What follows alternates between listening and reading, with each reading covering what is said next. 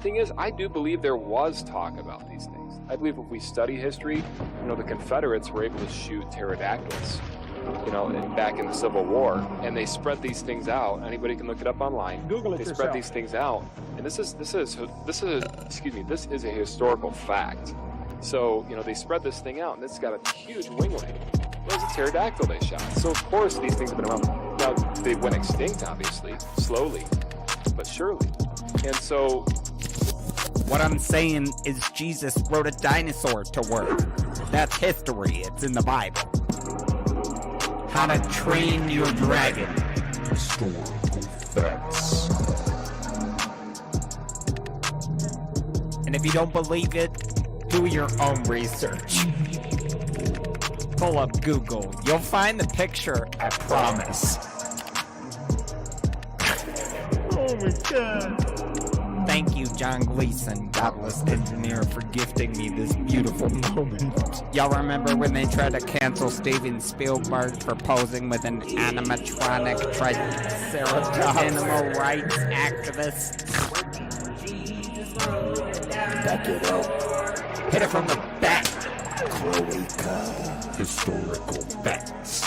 Eat my ass, BP. You're down here bailing on the rest of us because you don't want to process your grief and shame like a normal person by drinking and mistreating strangers. No, Rick. It is you who must nibble my cloaca, or bird asshole. Everyone knows what a cloaca is. Back in the Civil War, and they spread these things out. Anybody can look it up online. They spread these things out, and this is a historical fact. So, they spread this thing out, and it's got a huge winglet. It was a pterodactyl they shot. So, of course, these things have been around. Now, they went extinct, obviously, slowly, but surely. And so... Paul Bunyan was sharing some Funyuns with his pet velociraptor. Whoa. Oh, you thought it was an ox? Roll back the clock. Let me knock the socks off. Historical facts. I didn't cut out. You heard me. Are you a pervert or something? Okay.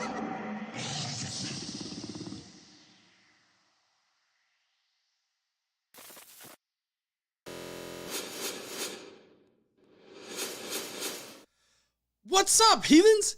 How y'all doing? I'm the Godless Engineer, and I critically analyze apologist claims to give you the best arguments and information so that you can stand up and use your voice. Tonight, we're going to be taking a look at a discount Mel Gibson as he tries to convince us that atheism is incoherent and is faith-based. And he's going to have the worst arguments in order to prove this. I say discount Mel Gibson because, I don't know, for some reason he reminded me of Mel Gibson, but like way more of an asshole Catholic. Like that, I mean, he's very Catholic, as you'll see in the video, but he doesn't like atheism. He thinks that it's an incoherent position, and we're going to find out why tonight. So, if you heathens want to fuck around and find out why atheism is coherent from a Catholic crusader against atheism, then please stay tuned.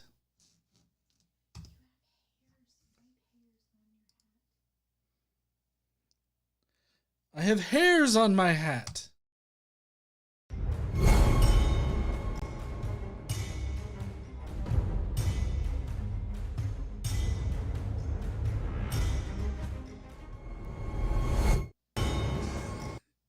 Yeah, honey, I'll get them off. Hold on. Let me see if I can. I'm a hairy fuck. Gotta get it off Mario's balls. How's that? Yeah.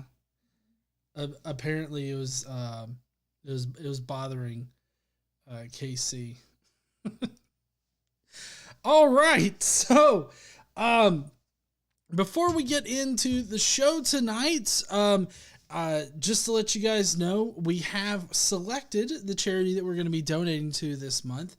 And we're going to be donating to, hold on, I got the, had the name in my head and then I immediately forgot it. And apparently I closed the page.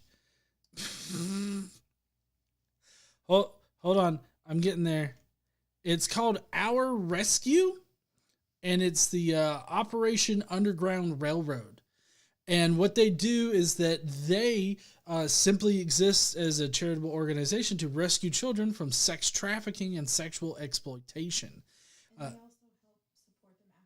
And they also help to support them after they rescue them. So that's who we're going to be donating to tonight. For this month.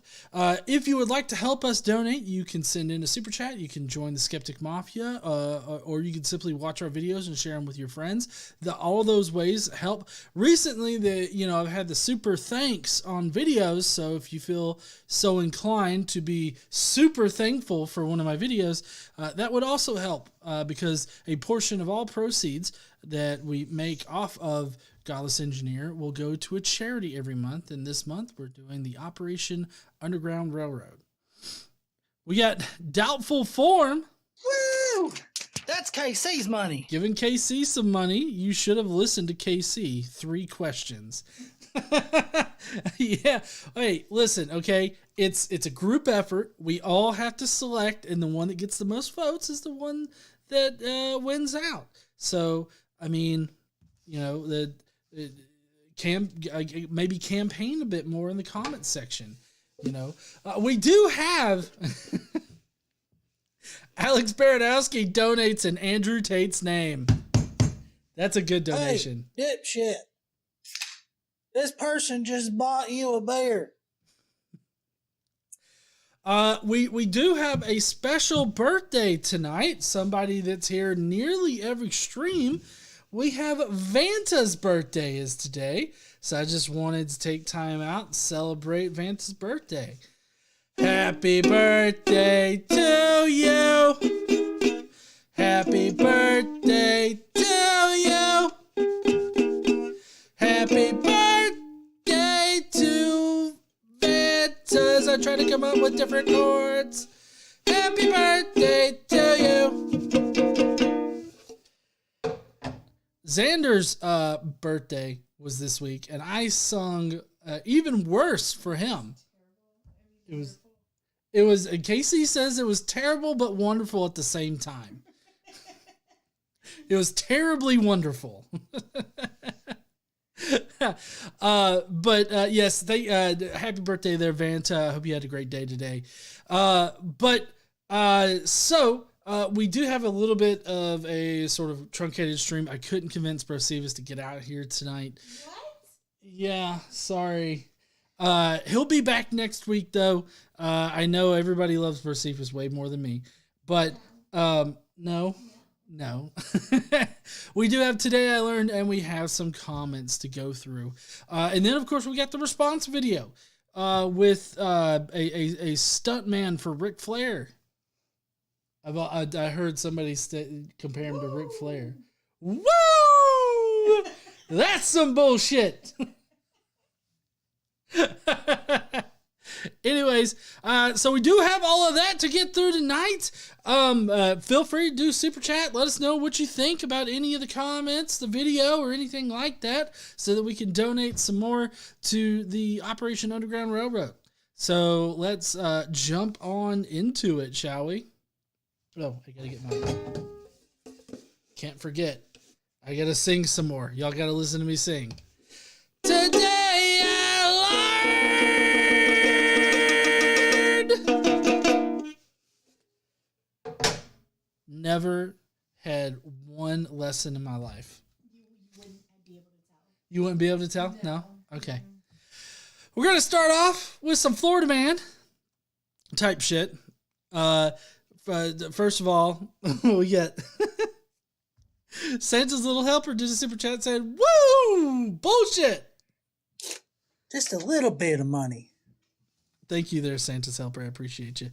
First up, today, Florida has an invasive population of wild monkeys that carry a strain of herpes that is transmissible to humans and can kill you. So all you Florida people out there, fucking monkeys, y'all need to stop. Because there's some wild-ass monkeys out there that'll kill you with herpes. So stop fucking them. I don't know why this has to be said, but stop it. This is just crazy right here. Like Florida is like the Australia of America, because it's like everything there wants to kill you, even the people, because they're like fucking crazy and shit, and they're trying to kill themselves all the time. So it's fucking nuts. Next up, a little bit of movie information.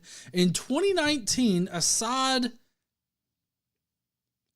Q formed PlayStation Productions inside the walls of Sony. The goal was to never let an excellent PlayStation game end up as a bad movie or TV show. The initiative resulted in a successful Uncharted movie and the Last of Us series. Yeah, Uncharted was very good, and The Last of Us so far has been very good. One of their, apparently, from what I've heard from reviews and stuff, the episode this week is going to be one of the best episodes of the entire first season.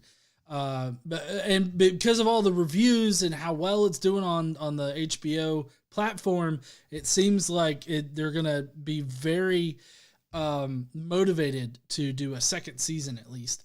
So hopefully they do something different than the game and they don't follow anything that's in the game. I hope to get like a completely new and different story between the first game and the second game.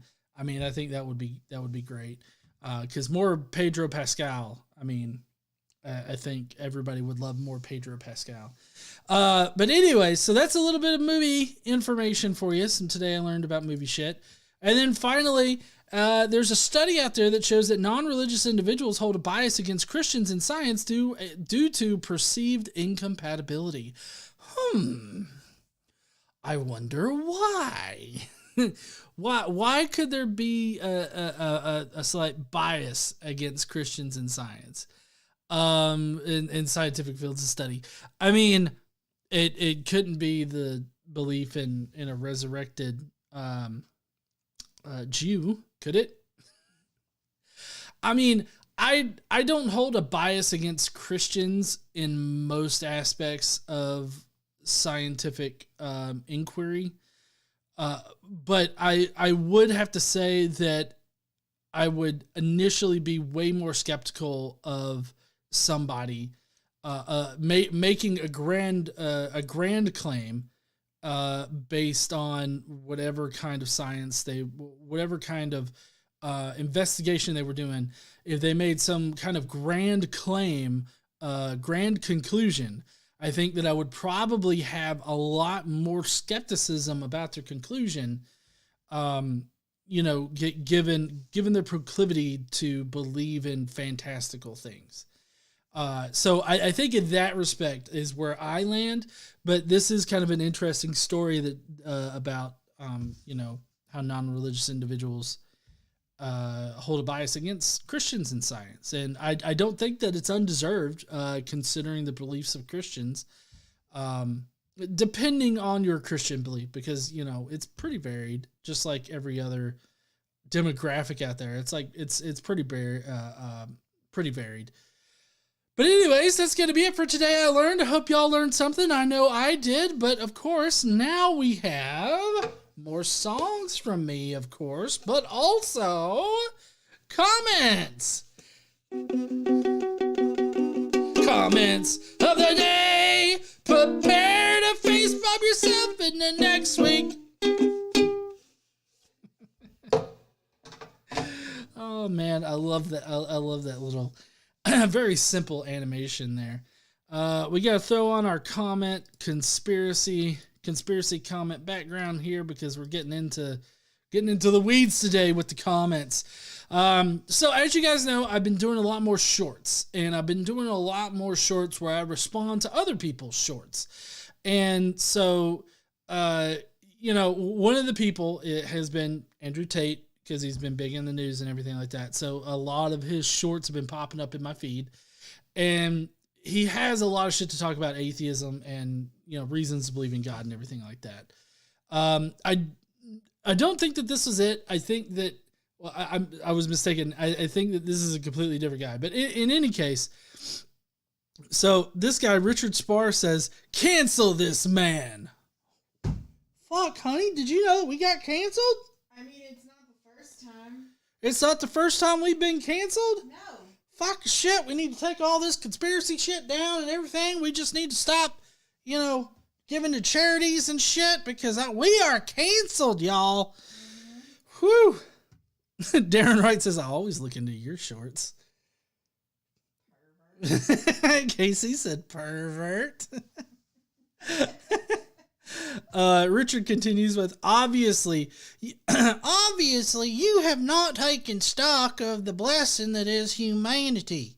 God is the only reason for anyone and the only reason for purpose.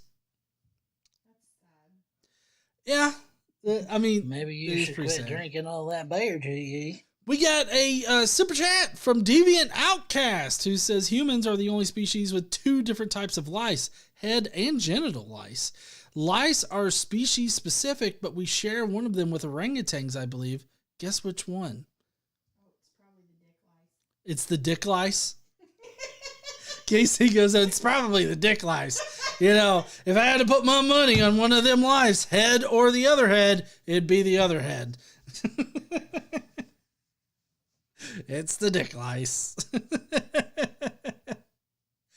But anyways, so it's been, my shorts have been, this is going to sound weird. My shorts have been catching a lot of crazy, fanatics whenever, the wider public gets exposed to me. I'm fanatic about your short exposure. Casey's fanatic about my short exposure. Anyways, I forgot to mention my eyebrows. Oh, your eyebrows? Yeah, her eyebrows were going up and down like crazy. But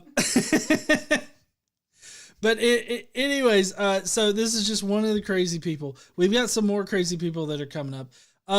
Obviously, though, God isn't the only reason for anyone.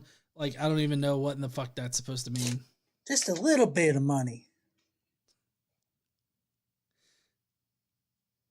Eka Driabu says, cancel fundies. Humanity is humanity.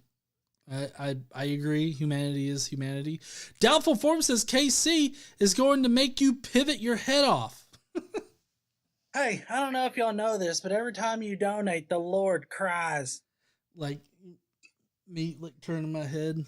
It's going to make me twist my head off. So I don't know what God being the only reason for anyone means, other than he thinks that God is definitely the only reason why shit happens or people exist in general, which is not true. We got a new member. Oh shit. So we got a new member. Kristen Mills became a new member. The other was H.L. Aristosales. We got a new member. This is Liska DeBabbit. We got a new member. Melissa Spar. And then Vilex Plague. We got a new member.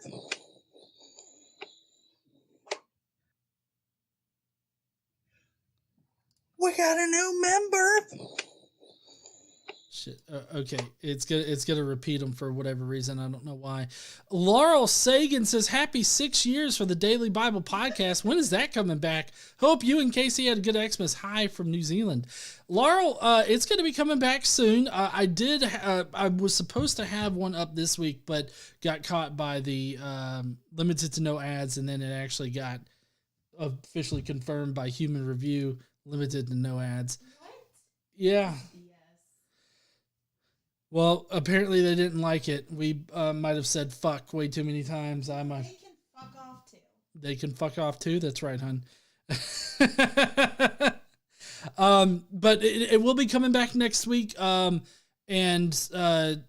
I guess we kind of took January off from both the Skeptic Mafia podcast and the Daily Bible Podcast, but we will be getting back into the swing of it. We're going to get new podcast recorded this weekend, as well as release the one for next week. So be on the lookout for that. We will be having that coming back pretty soon. So sorry about this month, but we will catch up next month. So anyways, God is not the only reason for purpose. We create our own purposes. Even Christians, even religious people in general, they create their own purposes. It's just that for religious people, it's doing what God wants, or pleasing God, or loving God, or however is that. I've actually got plans for a Mike Winger video that he released recently, where he actually explains what it means, what Christian purpose is, and then what that means, what that practically means. Like, well, what does that mean in practice? Which is very interesting, very cherry picking like, and I can't wait to review that for y'all. All right, so moving on to the next comment. Mike Wiener. Next, huh? Yeah. Next up, we've got Cameron from Capturing Christianity. He recently became Catholic. I don't know why he was convinced by that bullshit. But anyways, Cameron says it's remarkable that atheists are still making these sorts of claims. So the claim is that there's no evidence for God. Typically, I do something a little bit more specific, and I say there's no good evidence for God. I'm trying to convey that there's no evidence that solidly supports the conclusion that God exists. And I think that is the spirit in which that phrase is said. I just try to be a bit more specific about it so I can, skirt around these kind of issues, these pedantic little things. But anyways, Cameron goes on to say, here's a short list of evidence for God. Contingency, that's not evidence for God. Causal finitism, not exactly sure what he means by that, but still not evidence of God. Limits, how the fuck does that? How do limits prove that God exists? Limits exist. There's only so much dick that you can take in a day. That's a limit, and it proves God, apparently. I thought you were going to go the math route, but okay. I mean, that would have been a bit more intellectual right there. Like there's a whole limit section to calculus that you learn before you do not differential equations, but before you learn how to do the actual little derivations and integrals and stuff like that, you learn about limits. So those apparently prove God somehow. I don't know how. I feel like you would need to connect those ideas, which maybe Cameron does in a video or something like that. But I don't see a way forward with limits. Grounding, I don't know what the fuck that is. Is that like pantsing, where you run by and you pull somebody's pants down and show their underwear or ass or something? I don't know what grounding is, but I don't see how that proves anything. Order? How does order prove God? Grounding could be where, like, the lightning, you ground lightning. Where you ground lightning? You think that could be it there, hon? Fuck, I don't know. I don't know what he said. I don't pay attention to him. And my favorite part of this tweet is from an account you muted. That's my favorite part of this screenshot. Yeah, that's your favorite part. I muted him too. I never see his shit. Yeah. Well, no, he quote tweeted something, so that's from a different account that I've also tweeted, or I've also muted. Oh, well, I muted him. Okay. Casey's muted Cameron, which seems to be a good way to go about it. Let's see. Or maybe grounding means like grounding physical, the material world in God, or grounding ideas in God, which I don't know how any of that proves God, but whatever. Order, I don't know how order proves God. I mean, we have trying to think of that uniformitarianism. Uniformitarianism explains is part of the explanation for order. I mean, just things operate in an orderly fashion. That's how we've always known them. But that doesn't mean that God exists. That could just be how reality operates. That could be it. There, or maybe not just this reality, but our universe. Maybe that's just how our universe operates. A different universe could operate completely differently. We don't know. So I don't know how order is grounded in God or proves God. Fine tuning, that's obviously bullshit. Moral knowledge, that's obviously bullshit. Moral knowledge is bullshit because with or without God, we would have moral intuitions. We would have moral ideas. We would be able to make... Hey, dipshit. This person just bought you a beer.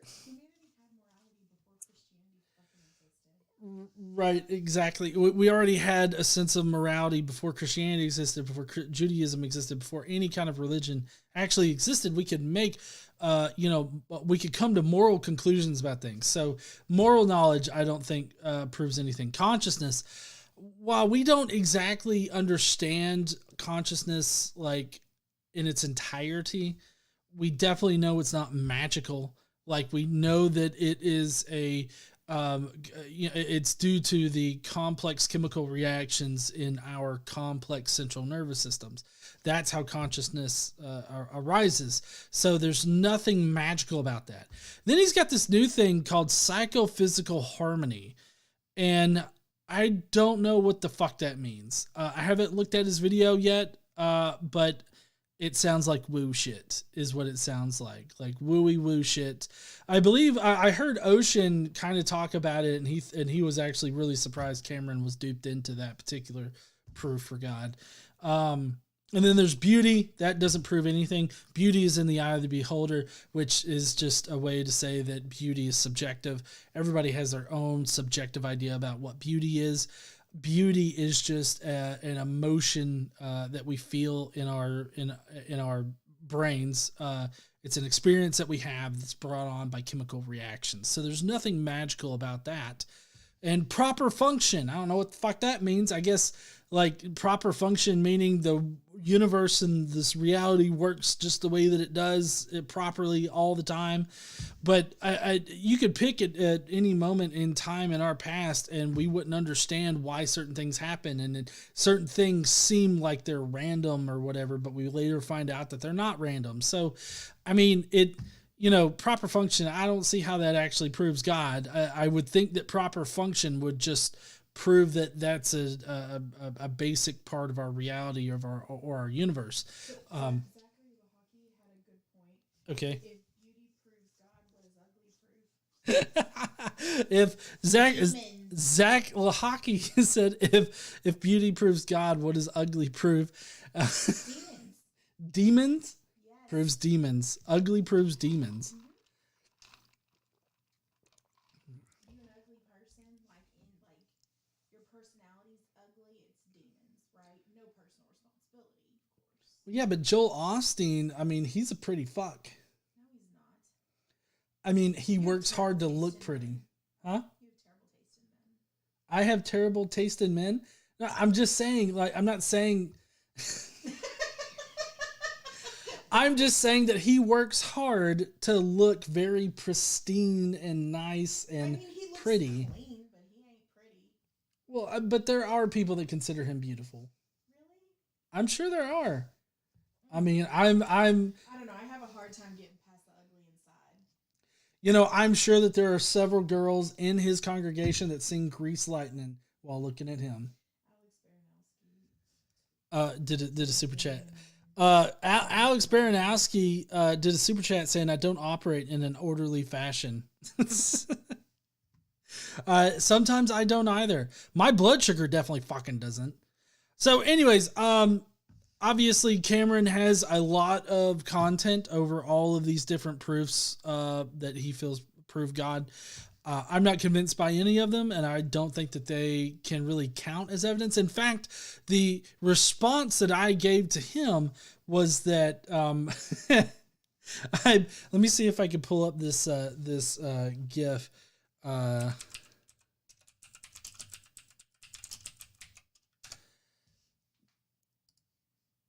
Let's see, images.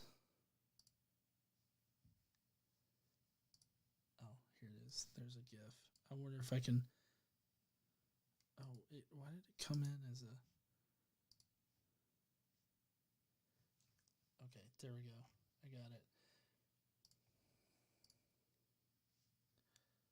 So, what I did was I said that, something that you claim is evidence but doesn't actually prove your conclusion doesn't really count as evidence for it, right? And so the example that I gave Cameron was just simply that Neapolitan ice cream proves that unicorns are real.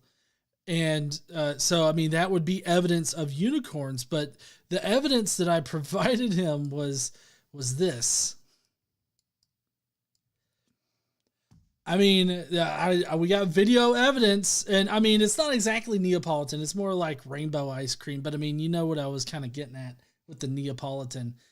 So, I mean, my point is that, rainbow ice cream proving that unicorns are definitely real, and then having video of a unicorn pooping rainbow looking ice cream. Just because I say that it proves it doesn't mean that it actually proves it. None of this proves anything. So that makes rainbow ice cream not evidence of unicorns. Same way that his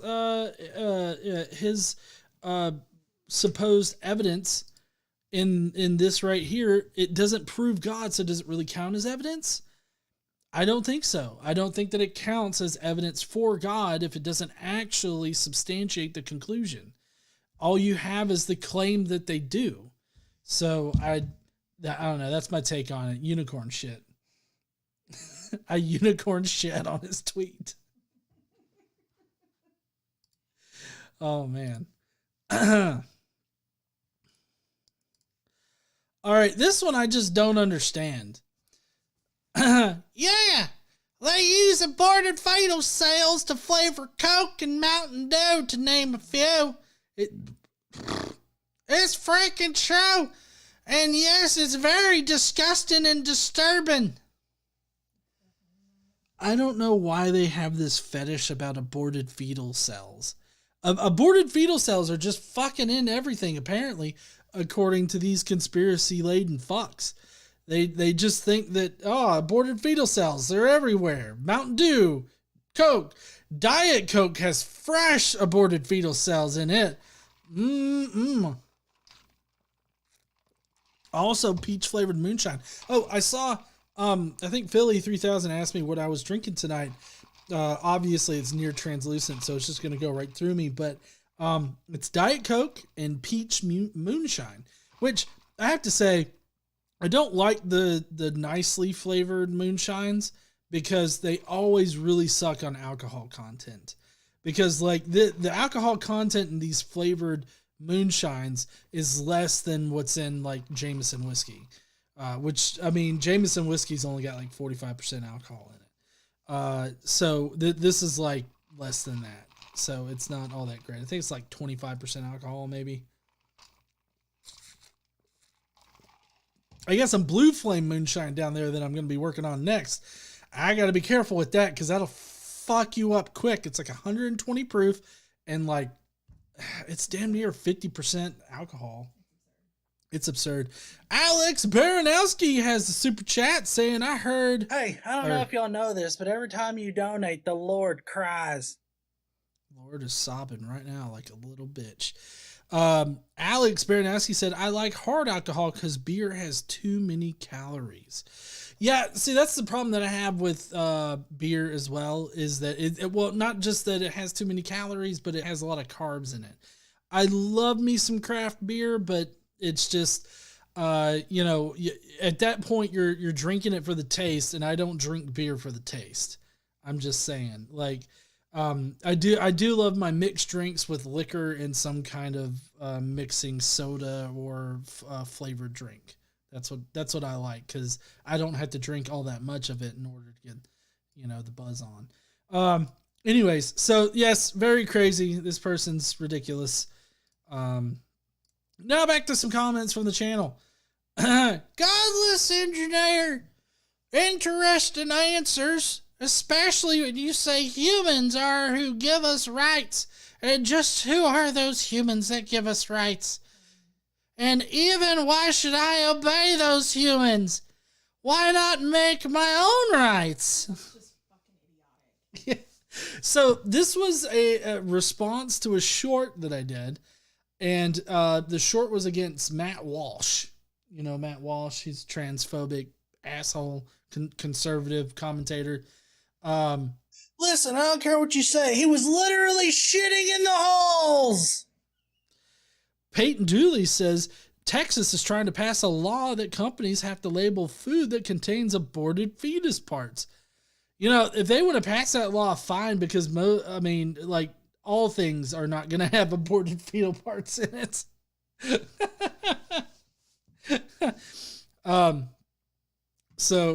Anyways, thank you, Peyton, for your super chat. Now, get back to this. So Matt Walsh had a thing saying that atheists can't answer this. And of course he went into this whole tirade about, rights and where do rights come from? And he's like, if they don't come from God, then where do they come from? And I just casually explained in the video, like, this is just how societies work. Humans give rights to the people in their society by the government or the way that they control their society. It takes somebody giving you a right or protecting your right to something in order to actually have that right, because otherwise you just don't have that right. I mean, if a deity gave us rights, everyone on the planet would have the same rights. True. Casey pointed out that if a deity gave us rights, then everybody on the planet would have the same rights.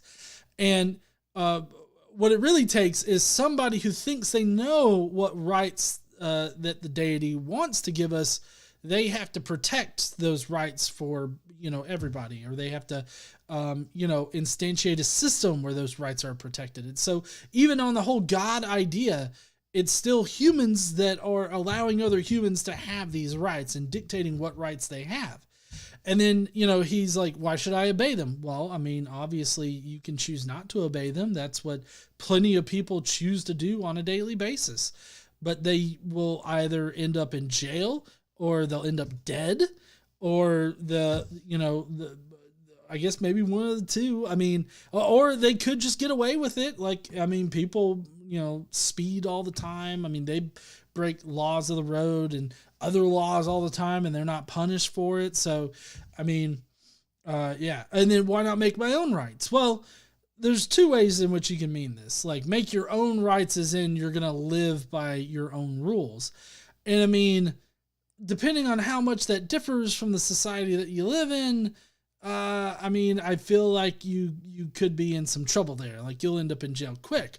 But as far as making your own rights as in affecting the society that you live in, and like passing laws or making sure that whatever right you think that you deserve is protected, is eventually protected. I mean, that's just how society works. So I've come to drink beer and shit on people. Luckily, I have enough beer. Alex Baranowski says, how can I be speeding when the speed limit is just a suggestion? Not when the cops are coming after you. It's not a suggestion. Thank you, Alex. But yeah, so this guy obviously has a problem with my opinion about rights and why God is not the one that gives us rights. It also doesn't, like, the whole God giving rights thing doesn't explain why, for so long, the God didn't give like a lot of people rights. And then all of a sudden we as people decided, oh, these people should have rights, equal rights to us. And then, the religious people are like, oh yeah, God said that all the time. Oh, what the fuck? It's very confusing. All right. Just a couple more. We got Christian Silva, who says, God gave us our inalienable rights written in the Constitution. There is no right answer to abortion. There is a right answer to abortion. Women should have access to health services like abortion services, but in a wider context, health services in general, which abortion would be part of that. Are inalienable rights written in the Constitution. God didn't give us those things. The founders decided what rights were to be considered inalienable, and they attributed them to God. But obviously, when they wrote the Constitution, they didn't mean, everybody had these inalienable rights. people were still enslaved.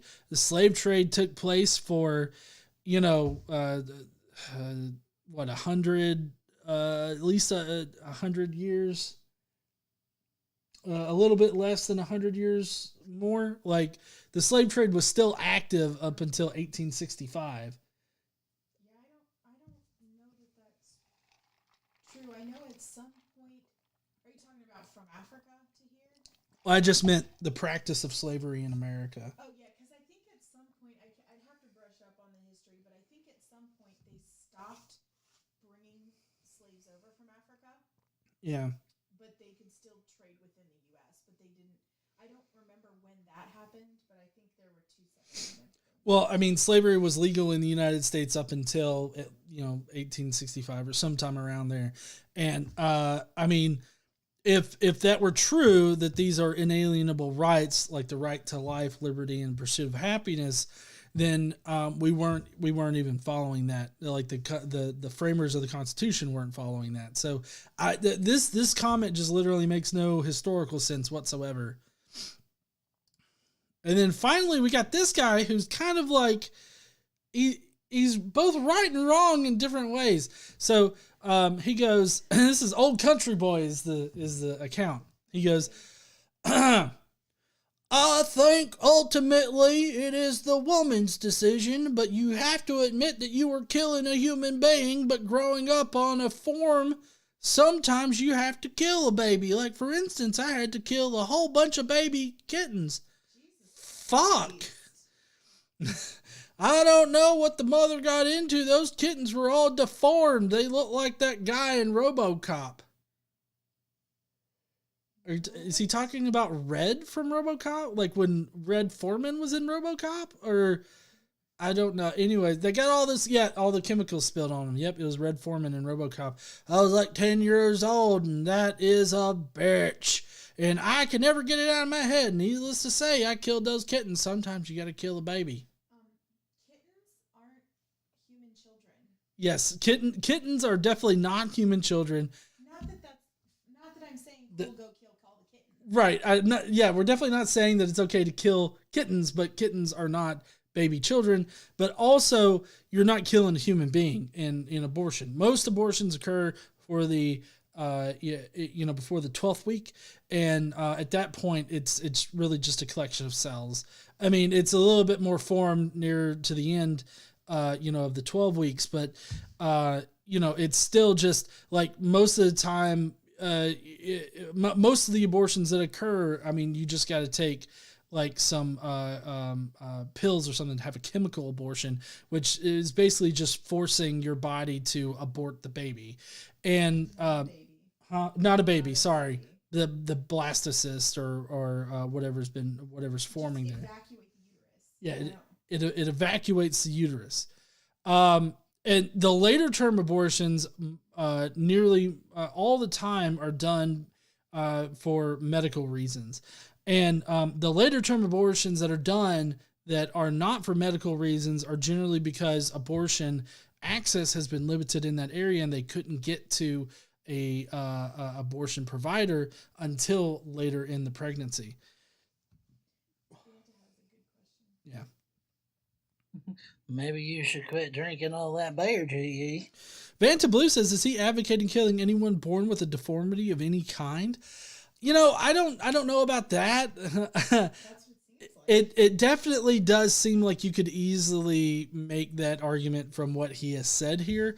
But maybe you should quit drinking all that beer, G.E.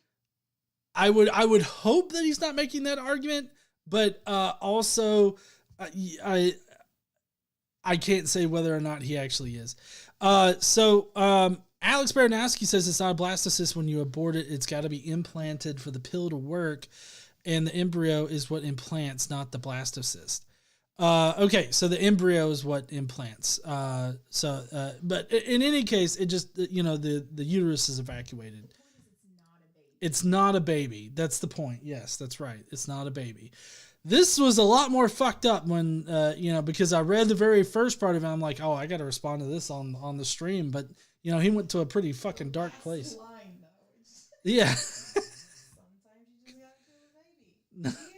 No, I don't think so. But anyways, that's what old country boy said, and that's our last comment to end on. Great.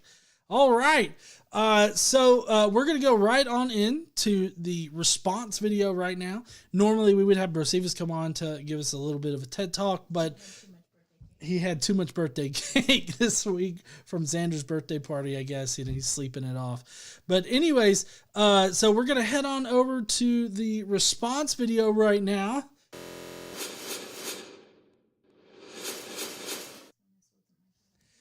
Casey said this is not her fault. She did not pick this one. I mean, it was pretty neck and neck, and it ended up being pretty close across the board. The other one that KC wanted was 3 questions atheists can't answer, which I have set up for me to record like either tomorrow or Sunday for me to edit up and get up this week. So that's, don't worry, I'm going to get you. Okay. It's going to get super special treatment is what it's going to get. Okay. So, this guy today, he's super Catholic. Like, he's Catholic in all the wrong ways. He's got 17 kids or something. I remember from a previous video that I covered from him. Huh? It is a lot of children, but I mean, I think that there are Catholic families out there that just have obscene amount of children. My dad's family was Catholic. My dad still is Catholic, but my dad's family is huge. I've got so many uncles and aunts on that side. I dated a guy who had 12 brothers and sisters. 12 brothers and sisters? Man, they were doing the quiverful thing, huh? They were Catholic. Oh, they were Catholic. Okay. So that makes sense. I guess Catholics are just used to fucking having large families. No birth control. Oh, yeah, that's right. No birth. Yeah, if you're super Catholic and you really adhere to it, you're not going to have birth control. That's right. I'm just now remembering that because I had a coworker one time that was Catholic, and he was going through all of the the Catholic school courses when you're getting married or you are married. Mm-hmm. And it talks about not using any kind of preventative measures whenever you're having sex. So you get pregnant, you're just pregnant, and that's how you end up with 12 kids. Fuck. 13. Yeah, counting him. That's right. Whew, that's an unlucky number. Anyways. He was also 7 foot tall. He was 7 foot tall? Jesus Christ. Fucking redwoods. His whole family was tall. His parents were tall too. Oh, really? Okay. Jesus, his 8-year-old twin sisters were taller than me in high school. Damn. Wow. Okay, so let's get to this. Now, this is Michael Voris, which he's got a specific set of initials after his name, and I'm not sure what they mean, but we're going to find out. Hold on. All right, STB. STB. I wonder what is that? Jesus Christ, what happened to his hair? Yeah. Set top box? No. He's not a set top box.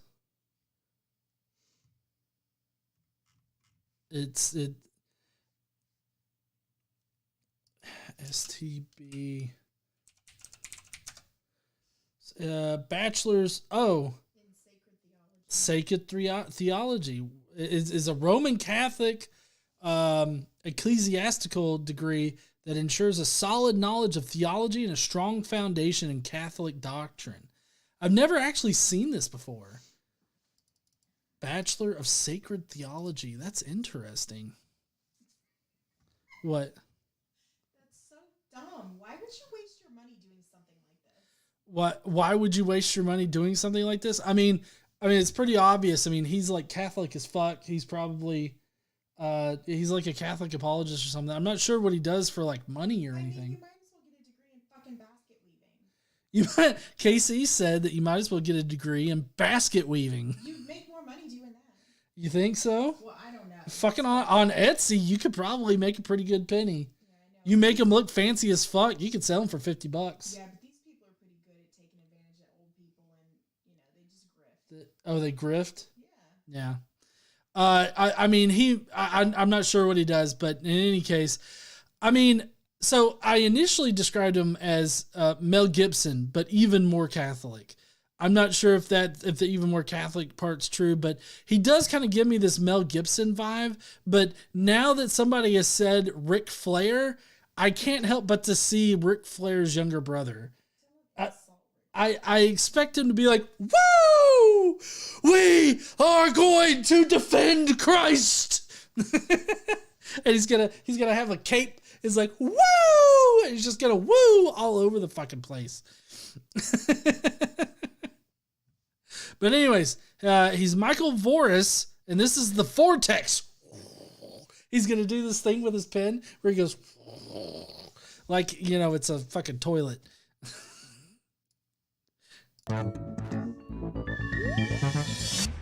Hello, everyone, and welcome to the Vortex, where lies and false. Welcome to the Vortex, where the shit goes down the drain. Sorry, it's weird how he wags that pencil around. All right, I'll let him talk now. Hello, everyone, and welcome to the Vortex, where lies and falsehoods are trapped and exposed. I'm Michael Voris. Last month, during a commercial break for CBS News' 60 Minutes weekly Sunday program, Ronald Reagan Jr., yes, son of President Ronald Reagan, was featured in an ad promoting atheism and mocking religion, specifically Christianity, and the teaching about hell. Hi, I'm Ron Reagan, an unabashed atheist, and I'm alarmed, as you may be, by the intrusions of religion into our secular government. That's why I'm asking you to join the Freedom from Religion Foundation, the nation's largest and most effective association of atheists and agnostics working to keep state and church separate, just like our founders intended. Please join the Freedom from Religion Foundation today. Ron Reagan, lifelong atheist, not afraid of burning in hell. I guess the whole Casey asked, where did he mock religion? I guess that's where he's like, I'm not afraid of burning in hell. Maybe that could be mocking. He could consider that mocking. Anyways, so just so you know, this isn't a new commercial. Ron Reagan has been an out and unabashed atheist for a while. This ad was actually done in September of 2021. So it's not anything new. They probably rerun it on occasion just to let people know that they exist and everything. Now, I don't know if we have to renew our FFRF membership. Yes, I have the paperwork. Yeah, we got to renew ours, but we have been part of the FFRF, and they are a really good organization. So if you have the money to become part of the FFRF, definitely do, because they're the ones that help protect our kids in schools.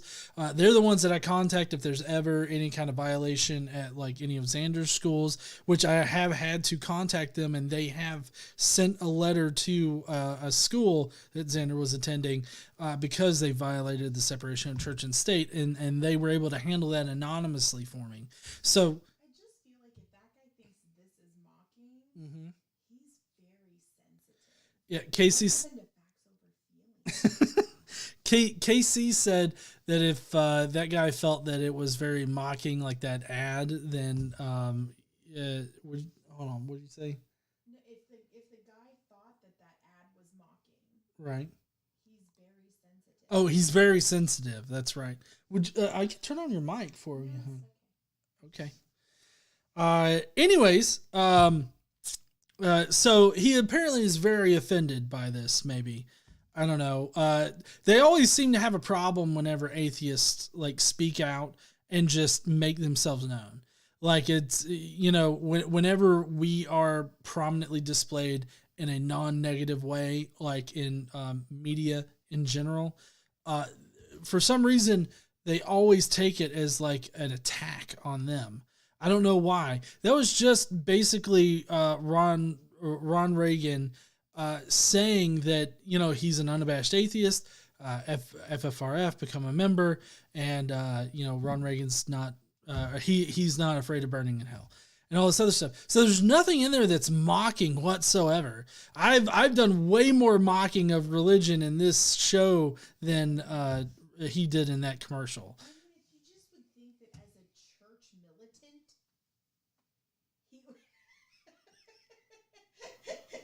as a church militant, he would have a little more like. How about, okay, can I do this? Can I unmute it and bring it over there just so that they can hear you? Just come fucking sit over here. Just don't unmute it yet because I gotta sit down and the wall makes noise. Okay, I'll let you sit down. He's gonna hear it anyway through your mic.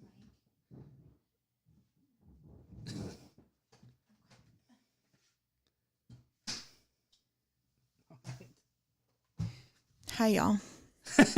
Hey, honey. Now, what were you saying? Oh, I was just saying, as like, what is he, a church militant? Mm-hmm. I feel like he'd just not be quite so squishy about. I mean, it just seems weird. Not so soft. Hey, I got her on the mic, everybody. Y'all should be happy, right? Rude. Rude? Yeah. All right, let's see. Well, let's see what he has to say about it. He's none impressed by Ron Reagan being an atheist. Aside from some rather obvious points, like, for example, the Freedom from Religion Foundation, who the commercial was for, must be rolling in the bucks. An ad on 60 Minutes costs millions of dollars. The ad was controversial enough that local stations refused to air it, but most did. But laying all that earthly stuff aside. So he's happy. I guess he's happy that some stations wouldn't run it, but he's like, there's still people out there that just ran a little bit of money. I mean, they'll run church ads, and like, he doesn't seem too concerned about the fucking millions of dollars that church leaders spend on jets and shit. So I guess I don't understand. It's like if you drink Coke and you're mad because Pepsi aired a commercial, just fucking mind your business. Yeah. So y'all can go to Charity Navigator and look up Freedom from Religion Foundation. They have 100% rating on Charity. They're fantastic. Navigator. Yeah, they are. They also have like, basically all like how they spend money, total revenue, and all that kind of stuff. Now for 2019, which is the latest reporting, they took in $6 million. Rolling in it. Yeah, rolling in it, and they spent $7.6 million. So, which mostly is legal stuff because they're helping fight legal battles to protect the separation of church and state. Right, and that shit's not free. And like Annie Laurie Gaylor, the co-president of it, she only gets 1.25% of total expenses like paid to her, saying, and even less for Dan Barker. Dan is great. Yeah. So he was here. That's where we met Dan here, right? Yeah, we did. Gambia, North Alabama in general. Yeah.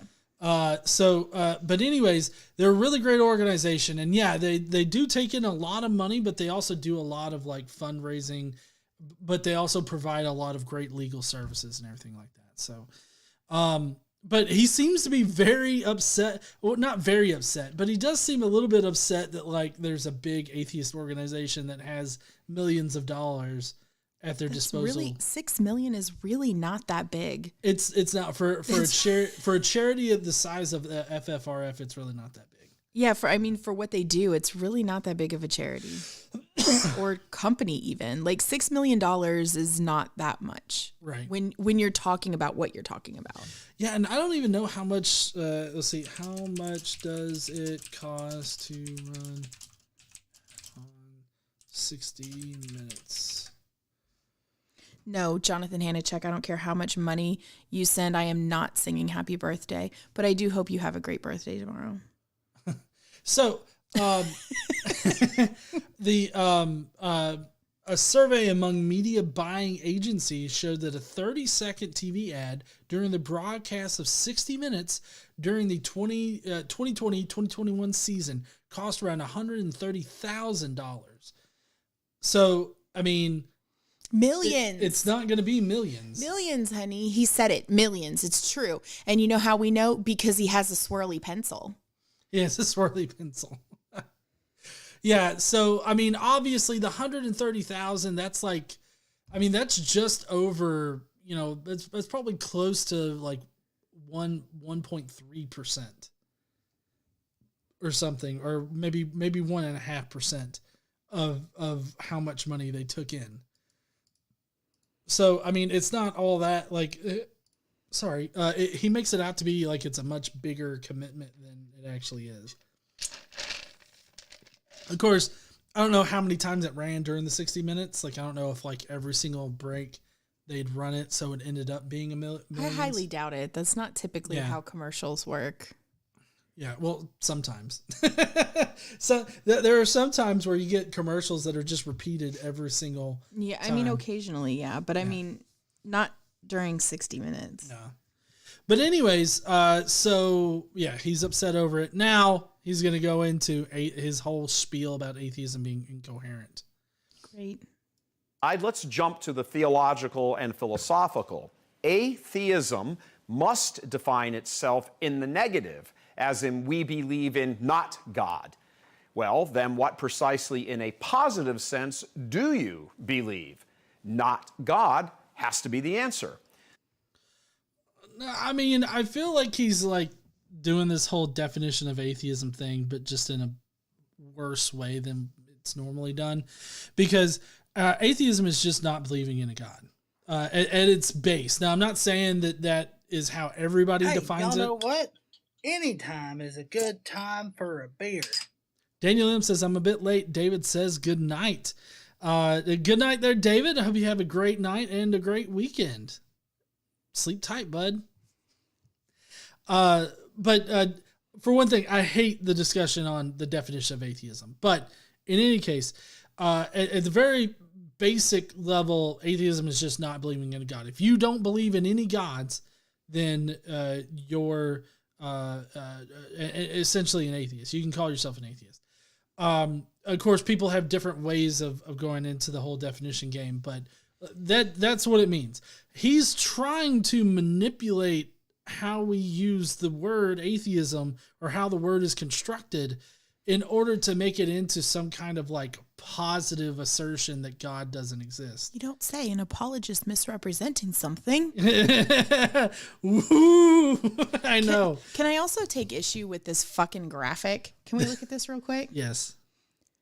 These are not the only two goddamn choices. Yes, honey, it is a false dichotomy. Like, you've got atheism and then everything else. Mm-hmm. It's not just atheism or Catholicism. It's not even atheism or Christianity. It's atheism versus all other religions. Religion, yeah. So choose wisely, though, because you can either choose atheism or Catholicism. That's the only two choices you get. 2 doors. One's got pedophiles behind it. Guess which door? Yeah. Not the one you'd think. Well, I mean, the one we'd all think. Yeah, the one we all think. Just not the one that they would say. Right. Of course, you'd be denying, like, proven fact. Oh, definitely. Since the early 2000s.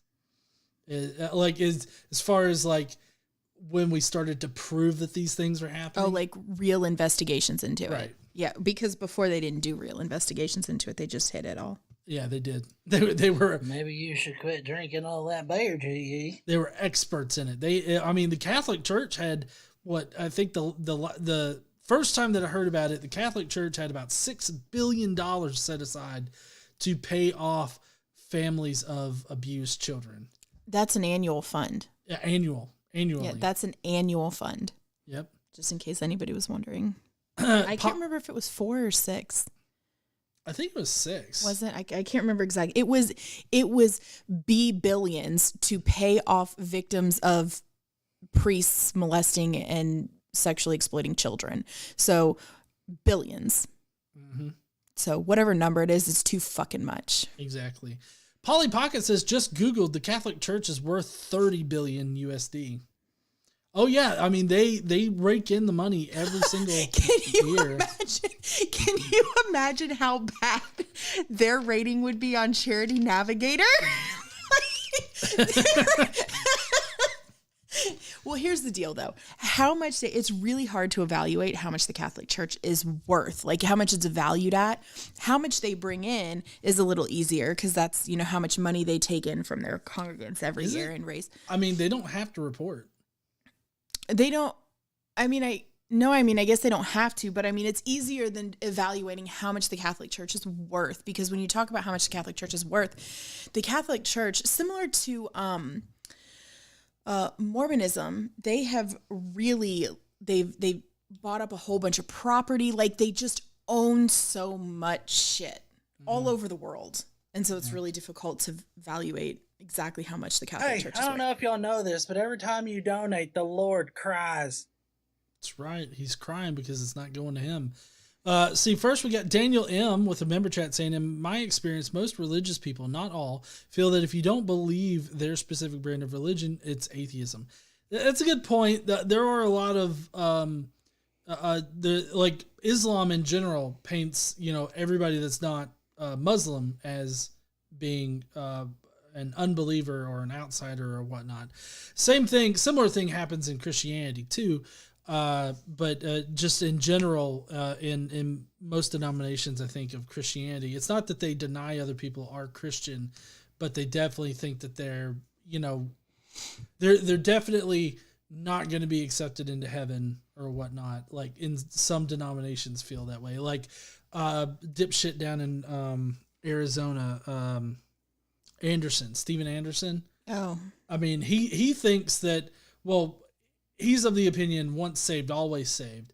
But if you're, not, if you're not like accepting of God in any kind of way, then you're going to hell. So, all right. So clarify for me. Okay. Once saved, always saved. Mm-hmm. In theory, that's really super simple to understand, right? Right. Okay. But once you're saved, you get saved, you do the baptism, whatever the fuck they do for their saving ceremonies.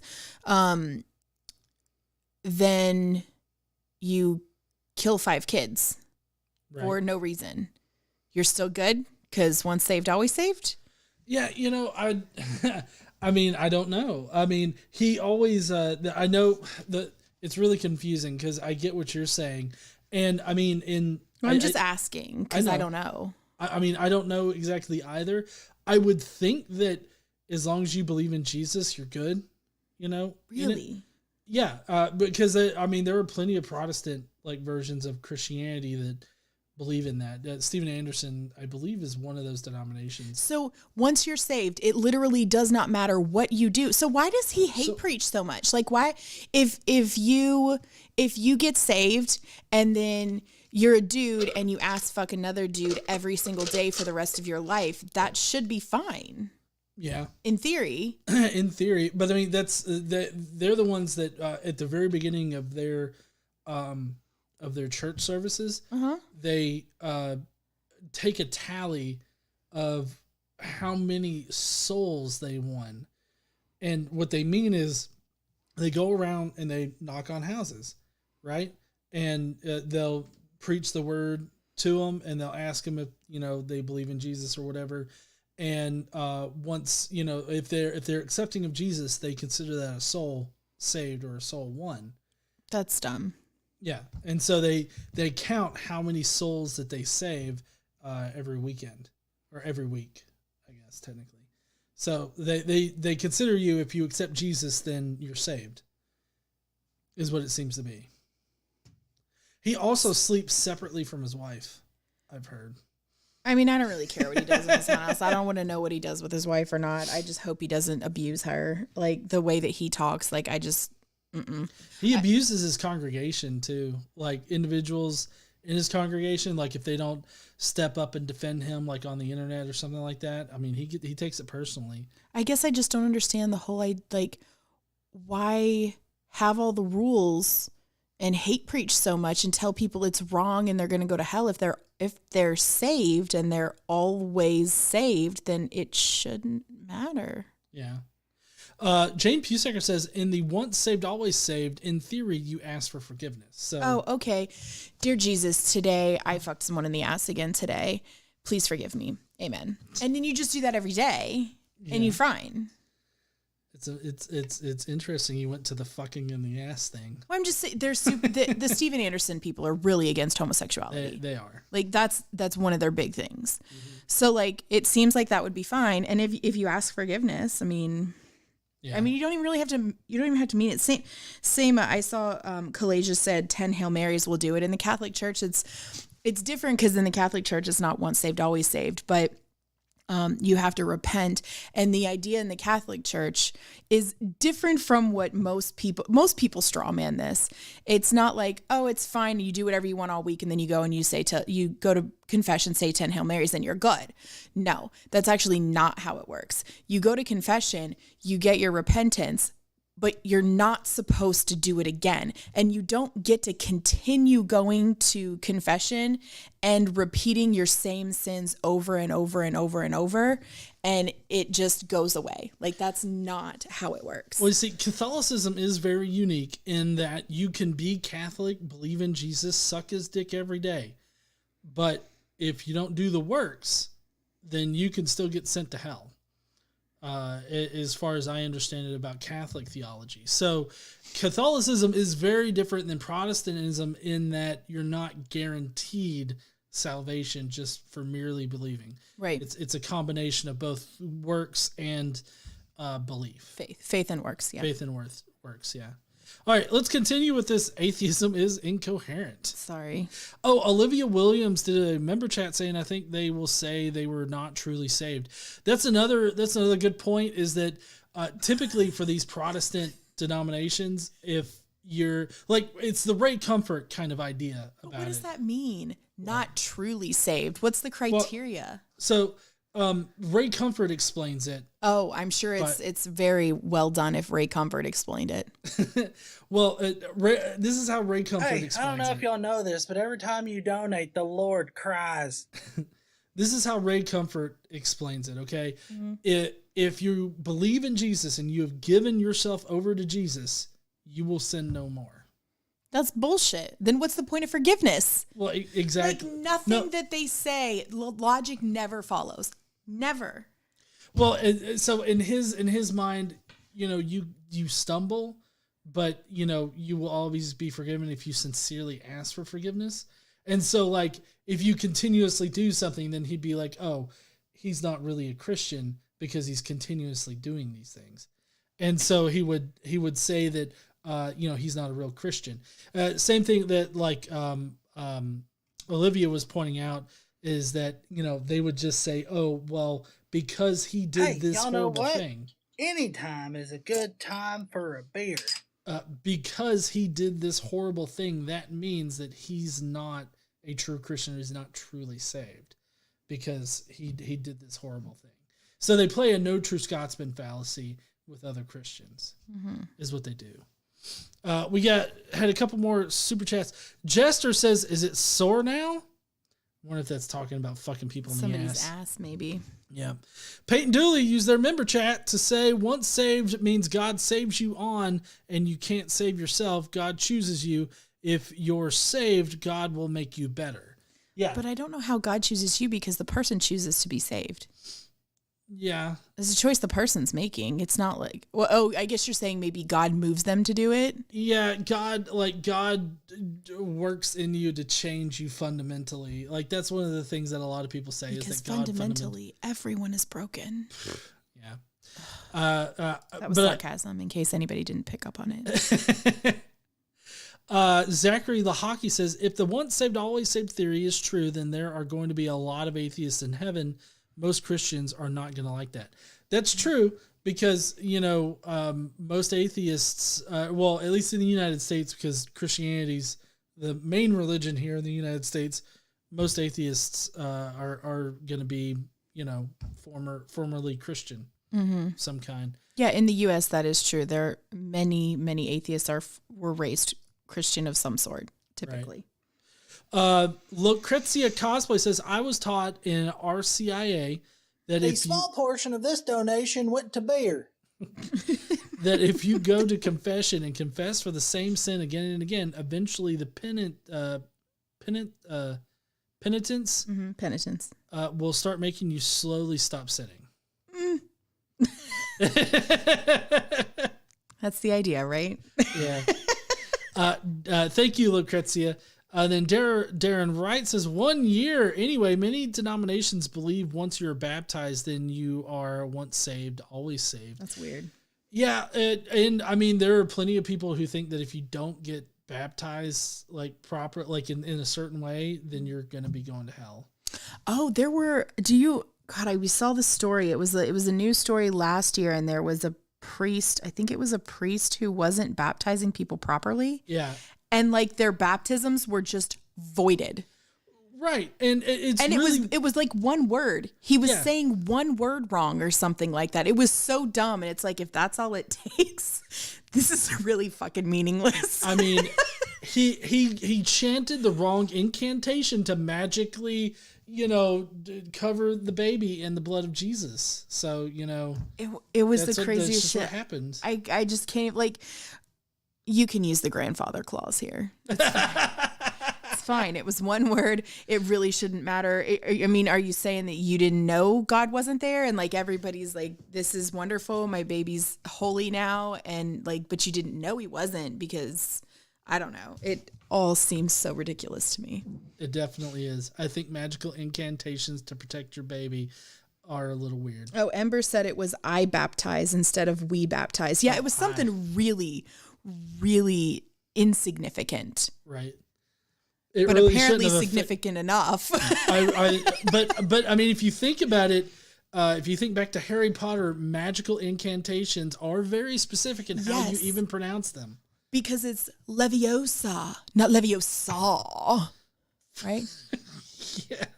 But Leviosa. I like the diagonally, and it's diagonally instead of diagonally. Yeah, it matters. I guess it does. You're right. Yeah, gotta use that Harry Potter logic. Just think about Harry Potter magic, and that'll explain it. Okay. All right, let's continue. Those among them who do not quite understand that their entire approach is based on a negative might endeavor to play word games and attempt to make what sounds like positive assertions, but in the end, they really aren't positive at all. I think that he's doing an equivocation on the word positive here, because he's thinking positive and like emotionally positive, I feel. Because it's like, oh, the positive is God does exist or anything like that. But you can make a positive claim that God does not exist. That doesn't make it like negative in the sense of like whether or not that's a positive belief. I'm positive that everything that's coming out of his mouth is idiotic. Yeah, but basically, I think he's playing an equivocation game with the word positive, and he's confusing the conversation here. He's convoluting it to make it sound like it's more deep and philosophical than it actually is. Yeah, that's what a lot of these kind of people do. Yeah, it is. It just seems like philosophical window dressing that doesn't actually I'm mean going anything. to say lots of words now. Yeah. Lots of word salad. And I'm positive that people will get lost in all these words, and then I'll sound super smart. Can we get some croutons on this word salad? I would like some croutons. Casey's like, croutons sound good right now. We got a super chat from Skeptics and Scoundrels. What's up there, Eric? Eric says, JWs believe that no matter how faithful you are, donating this much only makes me drink more. I'm actually out of my liquor. How faithful you are, if you stop even for a moment, Armageddon may strike and you will die because you took a breather. That's unfortunate. Because, I mean, JWs are serious. Like, they're even like, if you get a boner because your pants rubbed your dick the wrong way, like, you're a sinner. Yeah. Remember that video? Yeah, I remember it. Mm-hmm. I did a Casey's Corner on that shit. You did. The stuff that comes out of the higher ups at the JW is it's fucking weird. It's crazy. But I mean, how crazy would that be for you to walk down like Main Street or something, and just for a second you're like, oh, Ooh. And then all of a sudden, there's like a meteorite that's about to strike. And you're like, fuck, I stopped for 1 second. Jesus Christ. I released my anus for just a minute. Skeptics and Scoundrel says, you're talking about Pillowgate. Yes. Yeah, you can't wear too tight of jeans. Or the sheets or the pillows, like however, or your pajamas.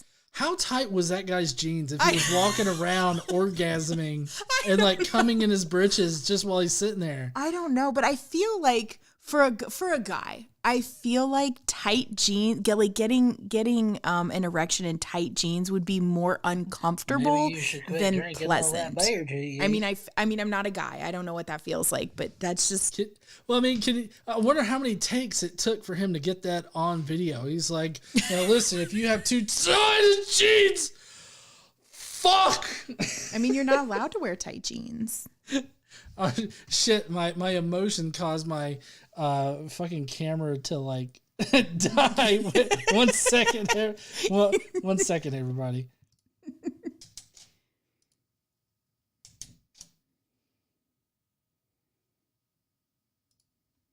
There we go. I'll go get the link for that Casey's Corner so people can see. Yeah, I'm sure they'd be very interested. That was actually my first Casey's Corner, wasn't it? Because I wasn't planning on doing my first one on that, but then I saw it and I was like, I guess this is it. Yep. All right, let's continue with his incoherent rant against atheism.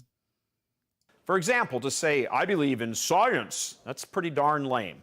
Science, as the average layman understands it, merely makes observations about how the physical material world operates, nothing more. I mean, it doesn't do that. Like, it actually proves, like, it proves through evidence, like, how things work, why certain events happen, and all. Like, it proves the how and the why, and like, every question you could have about our material world, science is geared to explaining our reality, like in general, the hows, the whys, and everything like that. Now, just because we can't answer every single aspect of it doesn't mean that, maybe you should quit drinking all that beer, GE. Doesn't mean that, science is like somehow totally useless or something like that, or it's however he put it in a weird way. Let's see, we had Dario Luna, who says, I'm asking for forgiveness for the next 100 tequila bottles I'm planning to drink. Thanks God. I can't handle tequila. Like, my first encounter with tequila was not a good encounter. That was with Paul and Shannon. That was with Paul and Shannon, and maybe I was just trying to show out a little bit, like, guys, I can drink all the alcohol. No, that did not work out. That did not work out well. That did not work out well at all. That was a lot. Yeah, and I found out that tequila is just not my jam. Kudos to you if it is. Daniel M says, I learned that in Missouri, if you get an NRB, no reason boner, you can get charges pressed against you.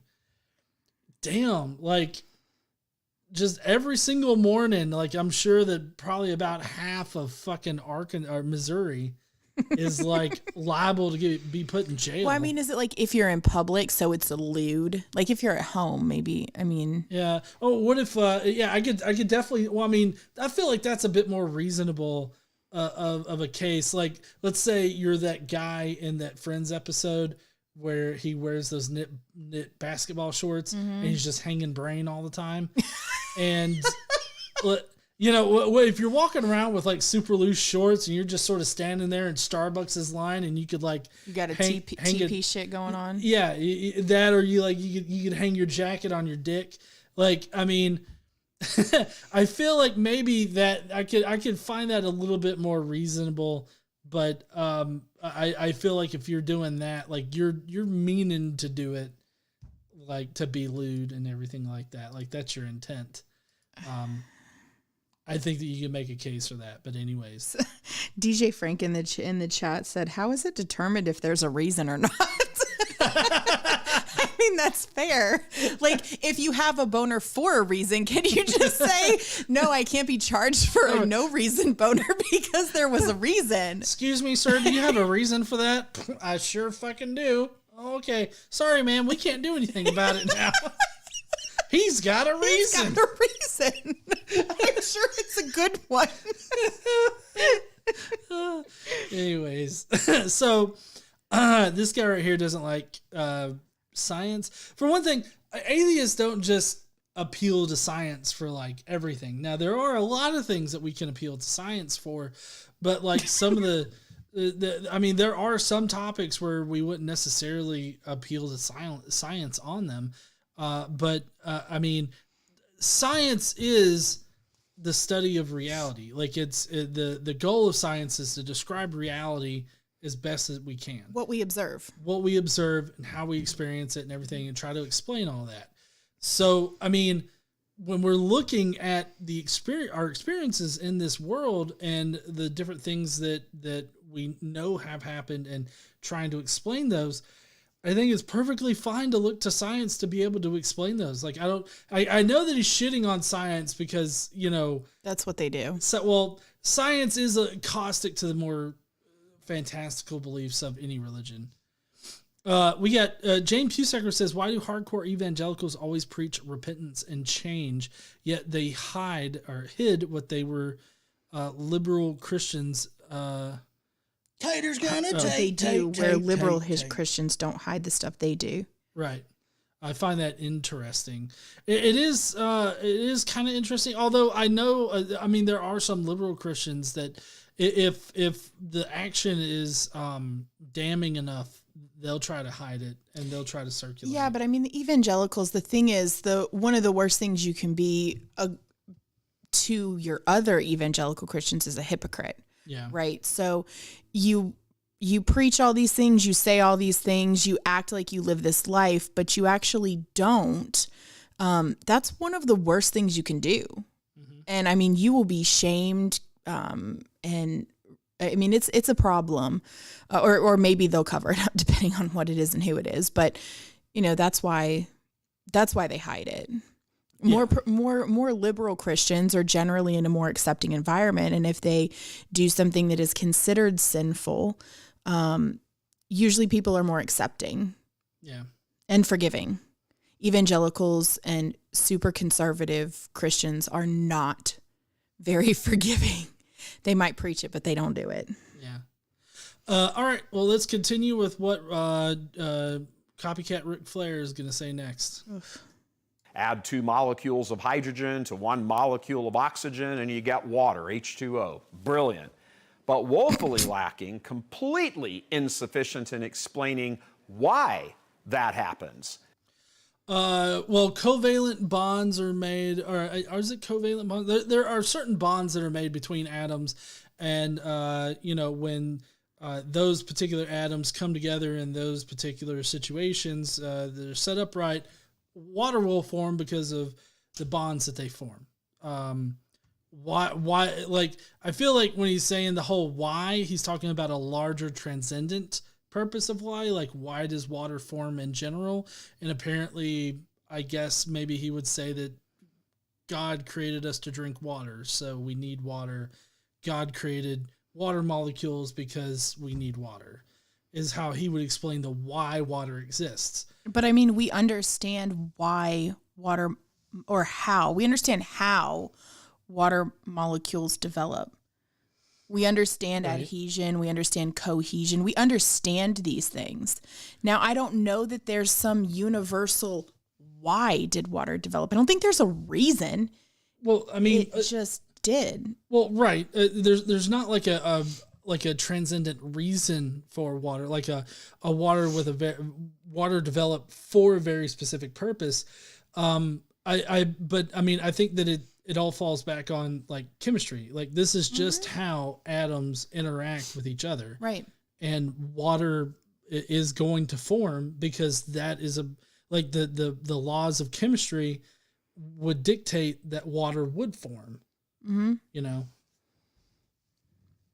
And we can observe that. We so can. Like, this is observable and provable. So like, this is right. I think that a lot of times people like this guy and apologists in general, they want there to be a deeper meaning to everything.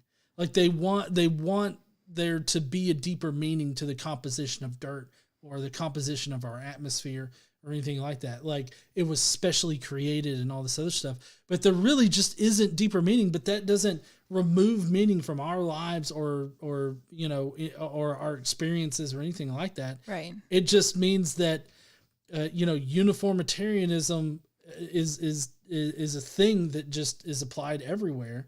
And the laws of chemistry are just there and there's no deeper meaning to it. That's just how chemicals interact with each other in our reality, or well, at least our universe. Different universe could have different laws of chemistry or whatever in the fuck. Science explains that things happen. It can never explain why. We just kind of did. I mean, like, there's no deeper why other than the laws of chemistry. And it's okay that there's not a deeper why. There doesn't need to be a deeper why. And I don't understand your need. Well, not you, but this guy's need. I don't understand this guy and people like him. I don't understand their need for a deeper why. And I feel like that's something that's like a issue that you need to figure out, like personally. Yeah. Because I don't need a deeper why. I don't really care why. It's doesn't mean shit to me. Water comes out of my fridge and sink the same fucking way, no matter whether there's a why or not. I don't give a shit. I just want it to drink. Yeah. Well, like, and then, going back to the whole, like, he's talking about water forming, but like, why are bananas shaped and composed the way that they are? That's because we have naturally genetically modified them to do so. We've interbred them and kept the ones that were going in the direction that we wanted them to go, and then eventually the modern banana came about because natural bananas grown in. To Timothy, what the fuck ever? Shut the fuck up. Ungenetically modified bananas in the wild are just nearly inedible. Daniel M says, I just have to say Bill Nye in his picture is the bomb diggity. Bill Nye, the science guy. He's fun. Give an answer through empirical observation that this or that happens, and that's where the line is drawn. It has no answer as to why. No, there's no deeper meaning to why, but again, like we said, it's fine that it doesn't have a deeper why. That a thing happens can be explained by material forces. Add fire to paper, it reduces it to ash. Water to a plant, it grows. The cavemen were making those sorts of empirical observations, for goodness sakes. Okay, but like cavemen can't explain like why paper turns to ash. They can't explain the chemical reactions that go into it, like the oxidation, the oxidation process and all that particular chemical reaction goes through and the effects that it has on the paper. And like, while we don't need to know that, I guess technically for our survival, it has allowed us to, do other things that eventually make that rocket that astronaut's surfing on right there. I mean, that's obviously photoshopped. I mean, I'm not trying to say that we're surfing on rockets or no shit, but I'm just saying rockets in general, rocket science couldn't have been done without us knowing the very basics of why fire happens or how fire happens or anything like that. It's strange to me that he, I don't know. Yes, this has been observable for a long time, but that doesn't mean it was understood. But as time has gone on, we've been able to learn more and understand more. And as time goes on, I have no doubt we will continue to do so. So things that, like the gap for your God is getting smaller and smaller as time goes on. And if you can see that progression, you can see that, I mean, it's just basic logic that tells you that it's okay to not know. And just because we don't know doesn't mean we won't know or we can't know and have a perfectly reasonable explanation. We may just not know right now. Mm-hmm. And that's fine. All that's been added is our technology's enhanced ability to look deeper into things physically in the material order. We today are not a bit closer to understanding how the universe works, the underlying forces and principles at work, than those cavemen were. That's just not true. Yeah, that's really not true. I mean, we understand a whole lot more now about how our universe works. I mean, cavemen, as evidenced by not cavemen, but which I think cavemen's a rather, nonsensical term to use. But like, at various points, you had, the agricultural religions that would, do rain dances, sacrifice babies for, good crop seasons or whatever. And so, I mean, we obviously have come way farther along in our understanding of the universe. Now, while we don't know absolutely everything in the universe, I don't know if we'll ever know that we know everything.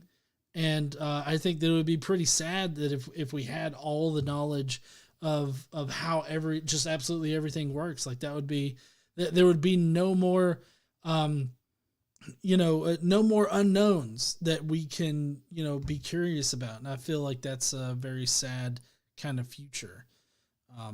Cernian said rocketry is not simply fire. I wasn't trying to imply that it was simply fire. I'm just saying that like all of the processes that we learned about as far as like how fire works and all that kind of stuff plays into. We had to start from the basics. Yeah. So I was just saying that we had to start from the basics in order to understand more complex topics. I wasn't trying to draw a line between fire and rockets. The ultimate reason is they go boom. They go boom. Because the how of something points to an intelligence, while the that points to method. The how it happens points to an intelligence. No. I don't see any kind of intelligence in any of the natural forces. So like if God or intelligence was required for natural processes, we should see like some need for the suspension of the natural order of reality. Like, I feel like we would see some kind of effect, like supernatural effect, but we don't. We just see natural processes operating uniformly throughout time and space. And when we figure out that, these natural processes don't operate in certain instances, then we just change our understanding, and that becomes our new understanding. So there's literally no intelligent design necessary for it. If there was intelligent design, I feel like you would design things a lot differently so that, life could, develop in more places than we think that it develops now. Yeah, like, you wouldn't put your beer hole next to your air hole. That wouldn't put your beer hole next to your air hole. Or like they also wouldn't put a playground next to a sewage system. That's true. That there is a painted image on a canvas, for example, can be observed easily enough. How it got there demands much more of an explanation, an application of reason, a moving beyond what is simply observable. For a painting, because there's no fucking natural process for a goddamn painting. Jesus, he's a knob. Yeah. So this is what's called an equivocation fallacy, because he's equivocating like a painting and how a painting is made with the natural world. Because like Casey said, we don't have any natural processes to explain how a painting can form on its own. But all the natural processes, we have natural explanations to explain how they work and why it happens and all that kind of stuff. Like the water cycle. We can explain every single stage of the water cycle. Tater's gonna tate. We can explain that. Daniel M. says, is he one of those guys that got pissed when Pluto was classified as a dwarf planet? Something tells me he was pissed that when Pluto was classified as a dwarf planet. I don't know, maybe. Who knows there, Daniel? But yeah, good observation there. I don't care how it's classified, it still fucking counts. Right. Alex Baranowski says, not to mention humans are, as designers, are natural entities. So it still doesn't get us to a supernatural designer of anything natural. Right. It's really weird that they play off of this whole painter and like car maker and all this other Drink stuff. up, motherfucker. It's not getting any better. It's funny how they play off of those roles when those roles would be the natural explanation for how it came to be. He's trying to draw like this very simple conclusion that, oh, if this requires an intelligent entity to do it, then these more complex things definitely require something that's more intelligent in order to create that. For some reason, he can't get past this idea of God or this idea of an intelligent being needed for things to exist. And that's just his hard line. An intelligent being is needed for anything to exist. And that seems to be where he comes from in all this stuff. The atheist says that there is an image and insists over and against all reason that how it got there was not by the hand of an artist. Not sure how, but I know it was not produced by an artist. Nobody says that. Right. He's saying, says, shut the fuck up. Well, he's saying that if you apply the atheist arguments for natural processes to the painting, it's not applicable here. Right. It's not applicable, but that's where he goes wrong because, like you said, atheists aren't making the argument that paintings paint themselves. No, nobody is making that argument except for you trying to say what the atheists are. But I always like using the water cycle because the water cycle is something easy for people to really kind of grasp and understand. You experience it like every day. And at no point in the water cycle is there a need for an intelligent being to cause something to happen. And so I'm kind of curious as to how he would explain God's role in the water cycle. Like, does God make pissed on us? He pissed on us. There you go. Does God make the conscious decision to have water evaporate into the clouds? Does God have make a conscious decision for that water to condensate? Does he make the conscious decision for any change of state of water? I believe what they would argue is that God set the natural processes in order, like that he set them into. Like he created those natural processes, so he doesn't have to make a conscious decision. The water process can happen naturally. Like the water cycle can happen naturally. Mm-hmm. God set it into motion, though. Well, so if somebody goes with that, I mean, that's just a claim that God is required for it. You would need to then prove it. Oh yeah, there's no proof in it. Like there are Christians who accept, I'm not even going to say believe in because that's dumb, accept evolution, mm-hmm. but they do not accept the young earth creation type of stuff, but they accept evolution, but say that God started it. Like God started it, and they do accept the natural processes, which I guess is a start, but then they'll go back to that claim. But mm-hmm. God put it into motion. Yeah, exactly. Okay. I believe there's a evolutionary biologist that's popular in the online Christian versus atheist sort of discussion. I believe it's Cy Gart. He's a Christian who's an evolutionary biologist. He just thinks that like evolution and everything in science points towards God. So I mean, I'm skeptical of that particular claim, but I think that he's good on other scientific matters.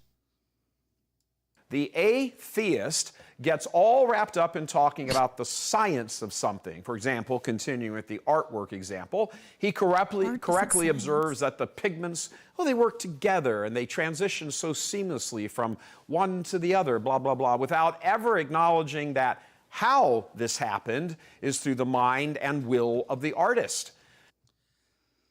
The how it happened is through the mind and the will of the artist. He's saying that through the mind and the will of God, natural processes happen. Yeah, but he's claiming that atheists are saying that artists don't paint paintings, that atheists think that paintings just fucking paint themselves, which is just wrong. Like, he's just wrong. Yeah, he is. But I guess what I was pointing out is that that's why I was talking about, you know, God making the conscious decision and everything like that. I know. It just frustrates me that he's like building a straw man the size of Freedom Tower. Like, that pisses me off. It's definitely a straw man, and he keeps saying it that way because that works for his narrative. I mean, I know. It's just this is why I don't like these kind of things, you know? I know. You have a lot of opinions about them whenever we watch Which is them. why I don't talk about them normally. I also like the little thing here that says diabolical atheism. Yes. Like we're like worshiping Satan or something like that. We're diabolical. They have to make us out like we're so bad. And then they're like, what is it? Church militant? Is that what it says? Church militant.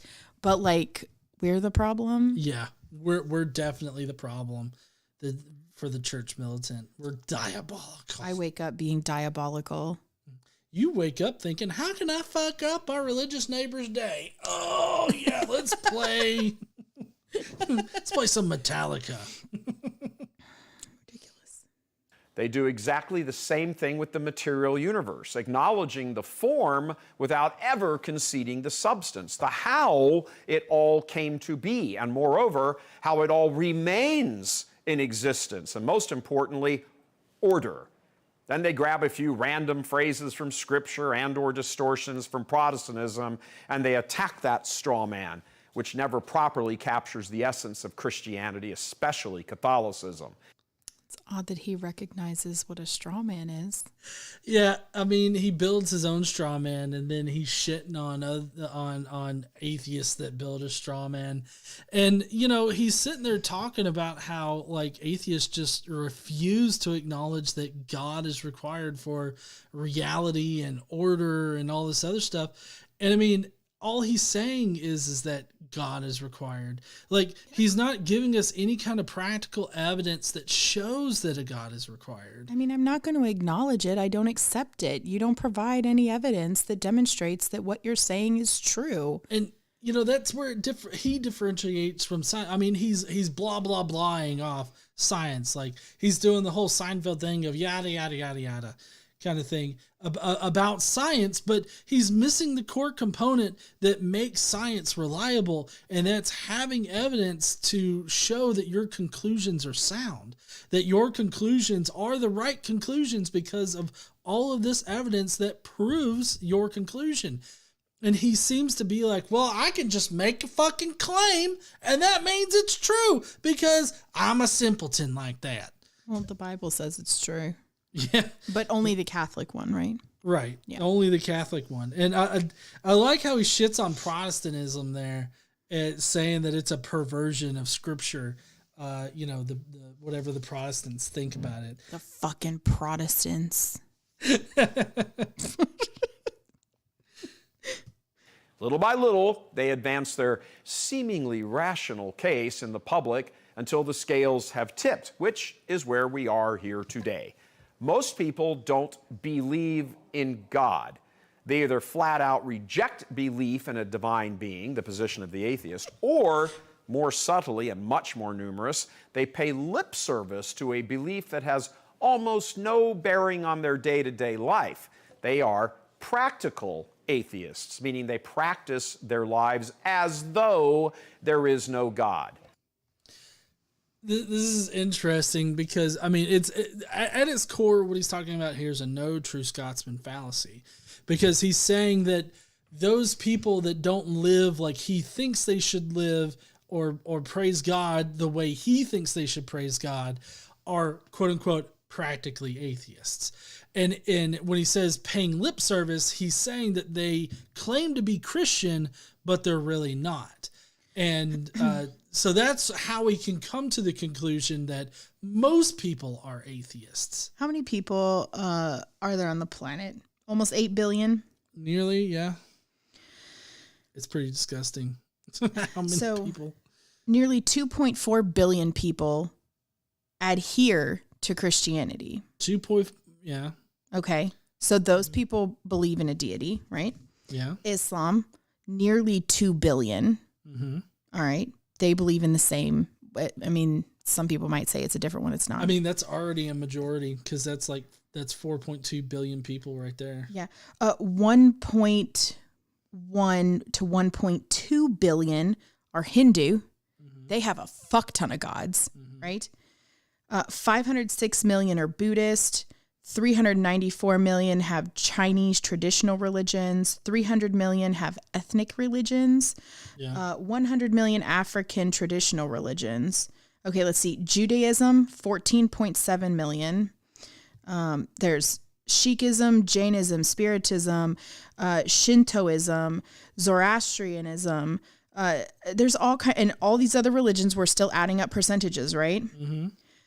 Secular, non-religious, agnostic, and atheist is nearly 1.2 billion. Yeah, but you see, that's 15.6% of the world's population. Mm-hmm. So I'm sorry, you're wrong.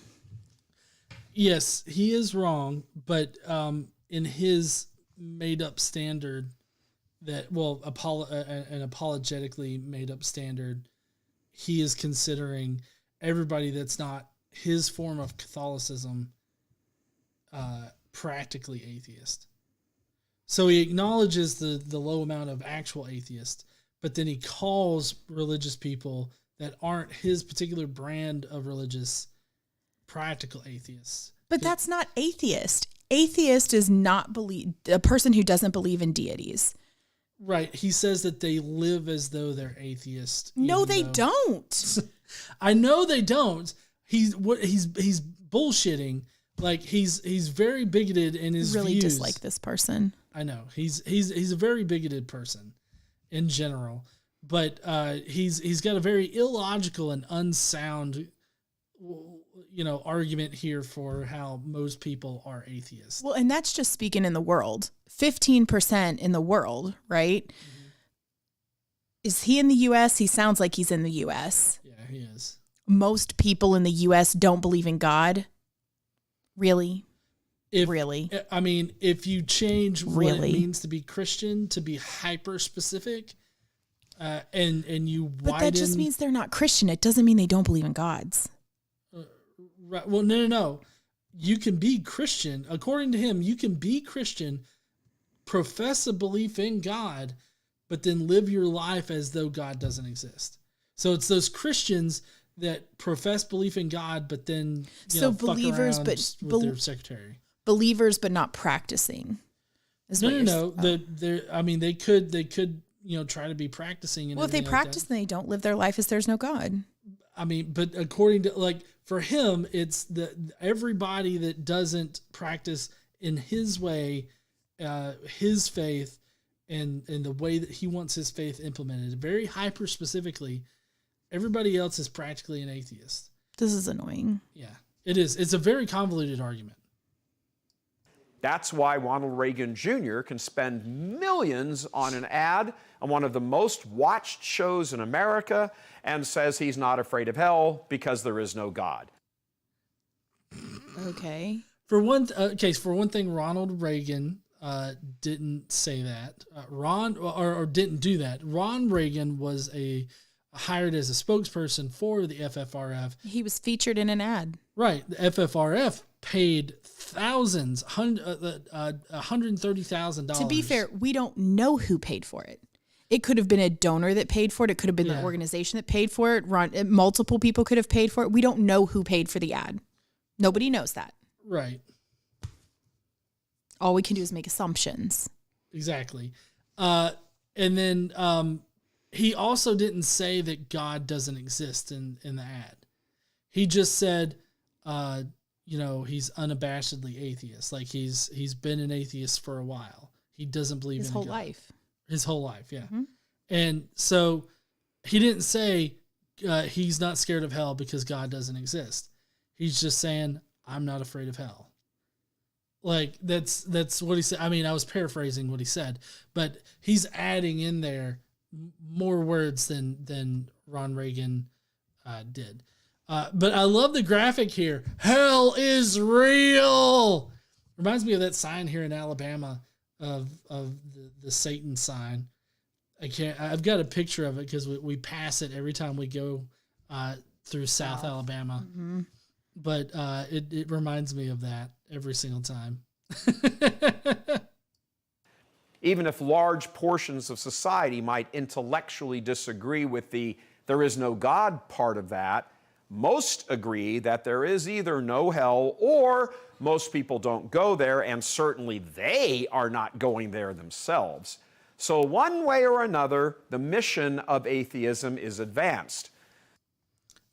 One way or another, the Protestants either don't believe in hell or they definitely think they're not going to hell.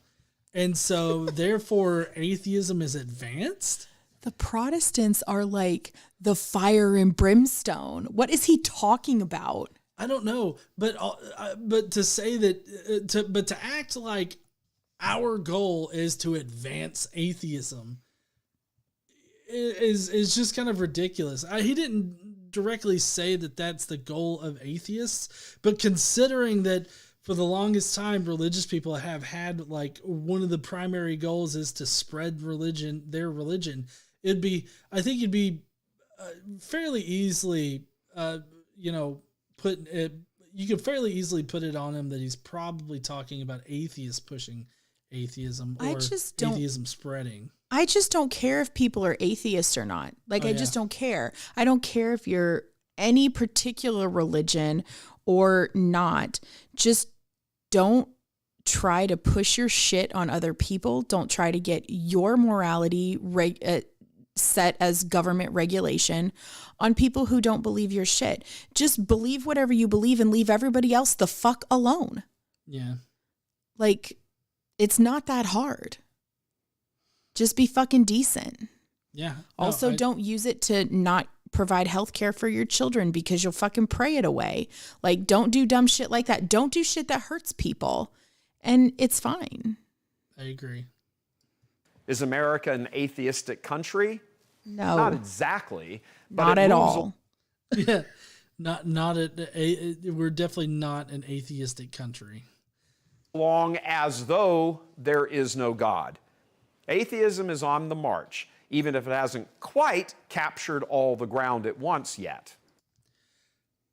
First of all, atheism isn't an entity. Atheism is just a single position on a single question, and it's whether or not you believe in God. We have no want or need to spread atheism to the masses. KC and I literally don't care if somebody's an atheist or not. Just don't be a dick. That's what we want people to do. I mean, don't be a dick. We have channel members who are atheist, agnostic, pagan, Christian. Like, that's not what it's about. Just don't be a fucking dick. Right. Yet. And where is the church in response to this? Fucking children. Or covering it up. I mean, if you take $30 billion, if you take that there was $30 billion that the Catholic Church was worth. No. Revenue taken in. The Catholic Church is worth way more between all of the property that they own, all of the like art that they own, all of the schools that they get revenue from, all of the church, not just churches, but hospitals, like. Right. Well, either way, like $6 billion is not a small piece of it. And that's what they were contributing to covering up, pedophile priests. So I don't know if you want to swing that particular bat there, Michael. And by the church, we mean you. God love you. I'm Michael Voris. I'm Michael Voris, and this is the Shitter Vortex. I was going to say, swing your pencil around again, Michael. That was the most interesting part. Church militant. Serving Catholics. The real Catholics, not them fake ass bitches. Well, anyways, that's it for the video tonight. Thank you so much for joining me on the mic there, Casey. You're so welcome. You had a lot of opinions.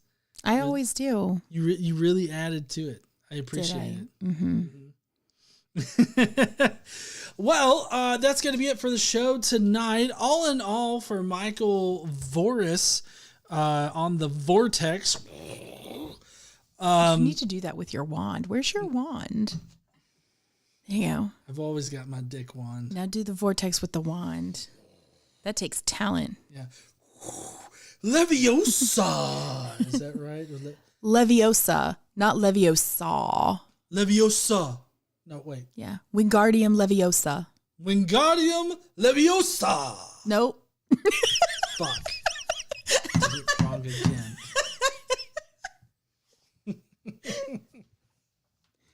Dicketh get hardeth. No. Well, I guess, is there a reason? If there's a if there's not a reason for it, I could go to jail. No. Swish and flick. Anyways, I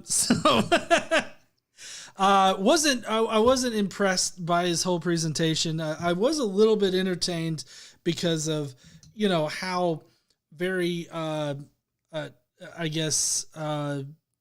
straw man-y he got, because it's like there's straw mans and then there's like, you just ridiculous. And I feel like as every single second passed, he was getting more and more ridiculous throughout the entire thing.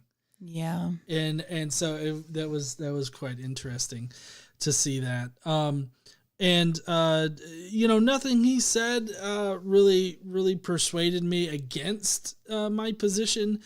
And I don't think that it should convince any Catholics that there's some kind of like marching horde of atheists that's comprised of not only atheists, but also Protestants, lapsed Catholics, and what other kind of religious denominations that are out there.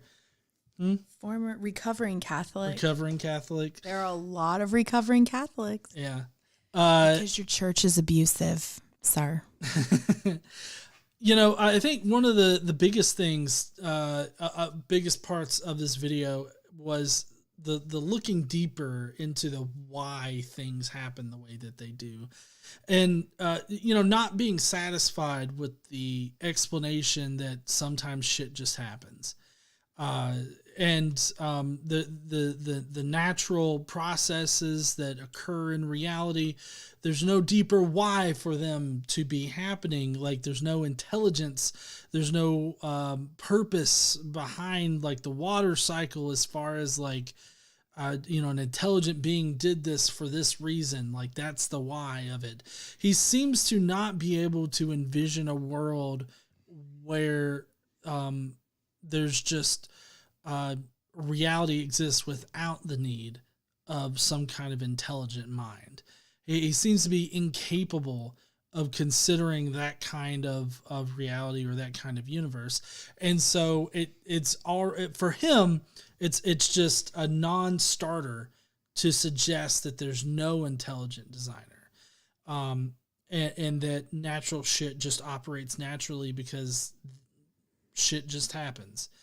He seems to be unable to consider that. Do you want to know what I learned from the video? What did you learn from the video? I learned that atheists say that paintings just magically appear out of nowhere and that they're not painted by artists.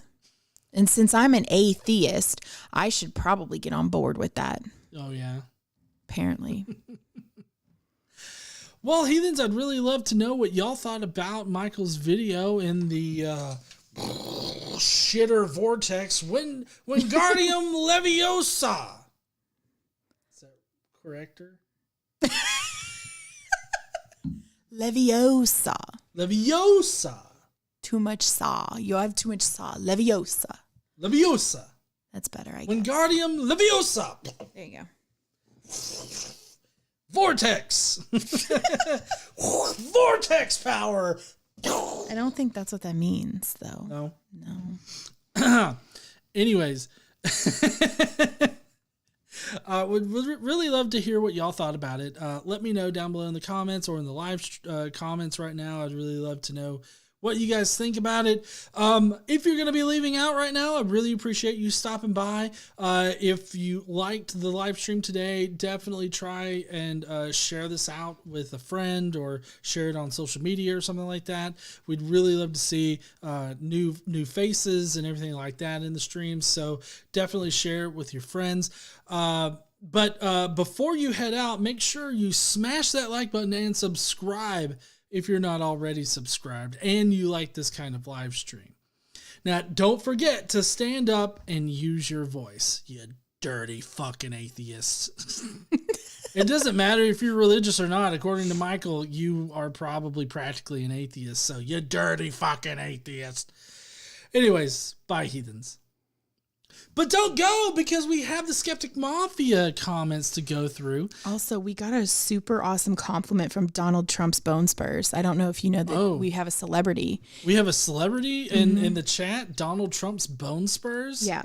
What did he say? He said the video was crap, but the commentary was spot on. Spot on. Yeah. Oh, I see it. Vid was crap, commentary spot on. Good show. Thank you, Donald Trump's Bone Spurs. You definitely helped him avoid wars.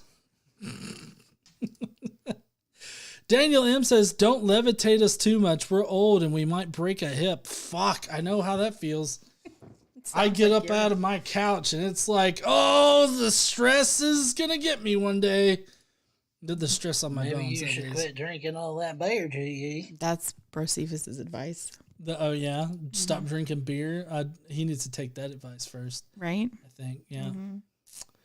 Hypocrite. All right, I'm getting to the Skeptic Mafia comments. If you guys don't know, if you're part of the Skeptic Mafia at the Mafioso level, you get to, one, pick the video that we review on Friday nights, and that's from a list of 3.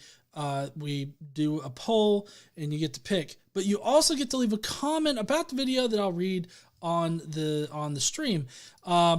Although, you know, people are leaving a lot more comments now, so we kind of have to try to keep them at least somewhat tapered. So I may not read all of it if it's incredibly long, but you know, I try to read most of them.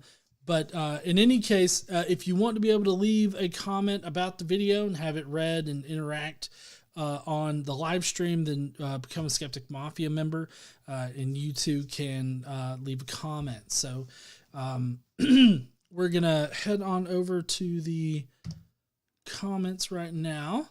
We got Deviant Outcast. I'm not gonna I'm not gonna be able to read all of it, but I'll try to read most of it. Get the gist.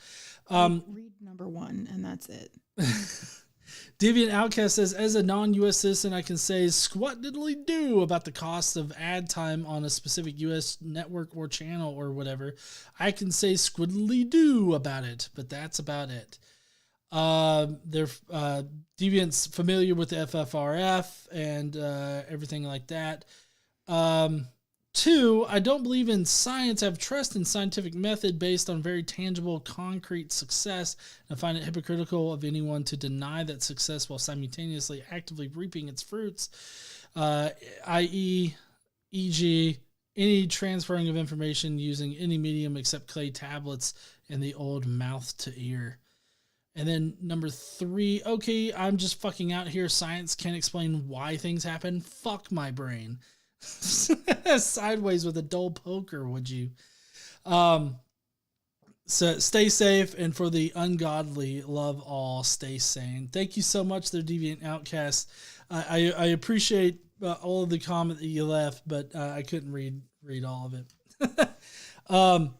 Next, we got Jester, Lord of Fools, that says, kind of awesome that the son of Ronald Reagan could be raised as a lifelong atheist, almost as if he has a really good point about how it used to work. Let's just embrace Michael's painting analogy as he comes as close to steel manning things as he can while still mocking it poorly. I can see the rain wash mud off of a hillside and deposit it on the plain. Then I can see the water boil off on a hot day to become a cloud that rained on the hillside. When I start making barometric readings, I can learn how the cloud will move. Boy, we've just learned nothing about how that landscape was painted, do I, Mikey? Now, to use the term he should have been utilizing if he wasn't too busy conflating terms so that he could strawman it by degrees of, I guess, dog whistle. Why was the landscape painted as such? Because that's the way reality currently operates. Seems like the best explanation until you can demonstrate how something would even hold a fecking cloud. Thank you, Jester. Appreciate you.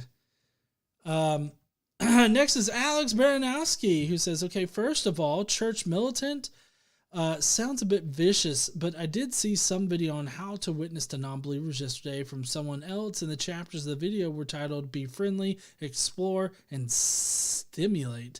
And my first thought was, I feel like that kind of video doesn't belong on YouTube. Anyways, let's see what Vortex has to say. Eek, that dude looks like a poorly aged mix of Owen Wilson and Michael Bolton, and that pencil twirling is pretty distracting. If he's going to claim someone's in an ad promoting atheism, he's going to need to show us the ad. Oh, good! He did show it! I wouldn't say that the ad promotes anything other than people keeping religion out of government, but whatever. Is he bothered that Ronald Reagan Jr. can't afford to put an ad on 60 Minutes? And then we get the false dichotomy of Catholicism versus atheism. Every single human on this earth is either a Catholic or an atheist. Okay, then, what do atheists believe? I mean, it depends on the atheist, but probably humanity, friendship, moths. I don't know. You can't pin down any one thing such as a large group on such a large group. Okay, I got too distracted after this point. I'll see people tonight. Polly Pocket says, I'm too angry at this video to come up with a decent response. I hate it when people say the atheists like we're animals on a safari. Look over there. You'll see the atheists in their natural habitat. They're chewing on baby carcasses and they're praising Lord Satan. If you're this guy, though, it's the atheists. The atheists. Mm-hmm. Is that like a, what's that one character from Happy Days? Fonzie? Atheists. Maybe. We're Fonzie theists. Anyway, being a mafioso is a beautiful thing. This community rocks. Much love. Thank you there, Polly Pockets. If you want to become part of the Skeptic Mafia, you can, and you can go to joinskepticmafia.com, or you can just hit the join link right underneath the video right now. Jonathan Nickel has surprisingly a reasonable amount to say. Relatively. Jonathan Nichols says, have we covered anything by Michael Voris before? He is an extremist Catholic whose views have been considered so radical that he's been forced to drop the term Catholic from any of his public works by the Archdiocese of Detroit. His church militant service has been classified as an anti-LGBTQ plus hate group. I mean, the Catholic Church is kind of... I mean, to be so radical that the Catholic Church is like, yo, bro, I mean, I know we got priests that fuck kids, but you're a bit too much. They're like, they don't have to remove Catholic from their shit, but you do. We don't want to be associated with the likes of you. That's bad. He objects to atheism not being a positive claim, but so what? Atheism is just a rejection of theistic claims and doesn't pretend to be anything more. He asserts that science doesn't explain why things happen. Something tells me he has never opened a science book. Yeah. It was probably all the blah, blah, blah, blah, blahs in it that kind of indicate that. But how and why are fundamental aspects of science. Also, as much as Voris wants to conflate atheism and science, there is no link between them. There is nothing stopping atheists from working in the sciences, though they will get better results if they don't allow their faith to influence their findings. Did you hear that, creationists? How the universe came to be. Has he heard of the Big Bang? Granted, we don't know everything, and we can't go back further than that at present, but at least we don't rely on ancient fables to answer those questions. Whether large portions of a society disagree with Reagan Jr. over whether there is a God appeal to popularity, they certainly aren't doing it so aren't doing so intellectually. Finally, Voris states that atheists move along as though there is no God. It should, since the Constitution defines the separation between church and state. If only there weren't so many God-botherers in the U.S. trying to force their own nation down a more religious path. Yeah, definitely. I think that, he's lumping in a whole bunch of religious people along with atheists, so there's that. Thank you so much there, Jonathan Nickel. And then we got Tomato Chan, Zoomity, the Zoomington Zoomer. Okay. Science doesn't explain why things happen? Yes, it does all the goddamn time. That's the entire point of science, to explain how and why things happen. This is just the watchmaker's argument expanded and repackaged. Oh, and kudos to Reagan Jr. for not following his father's footsteps. Anyway, ASCII time. Well, the one thing that I will say is that he goes, the why that he's talking about is not a why that can be answered by science, because the only answer to his why is kind of like a leading question kind of thing, because he's expecting the why to be like, why does this exist in the first place? And the only answer for that for him is God, like intelligent being that caused it to happen or created it or something like that. And so the why portion is asking why, but it's asking like fundamentally, why is this even here? And not like, because we can explain why does this happen, and which is more of a how. Right.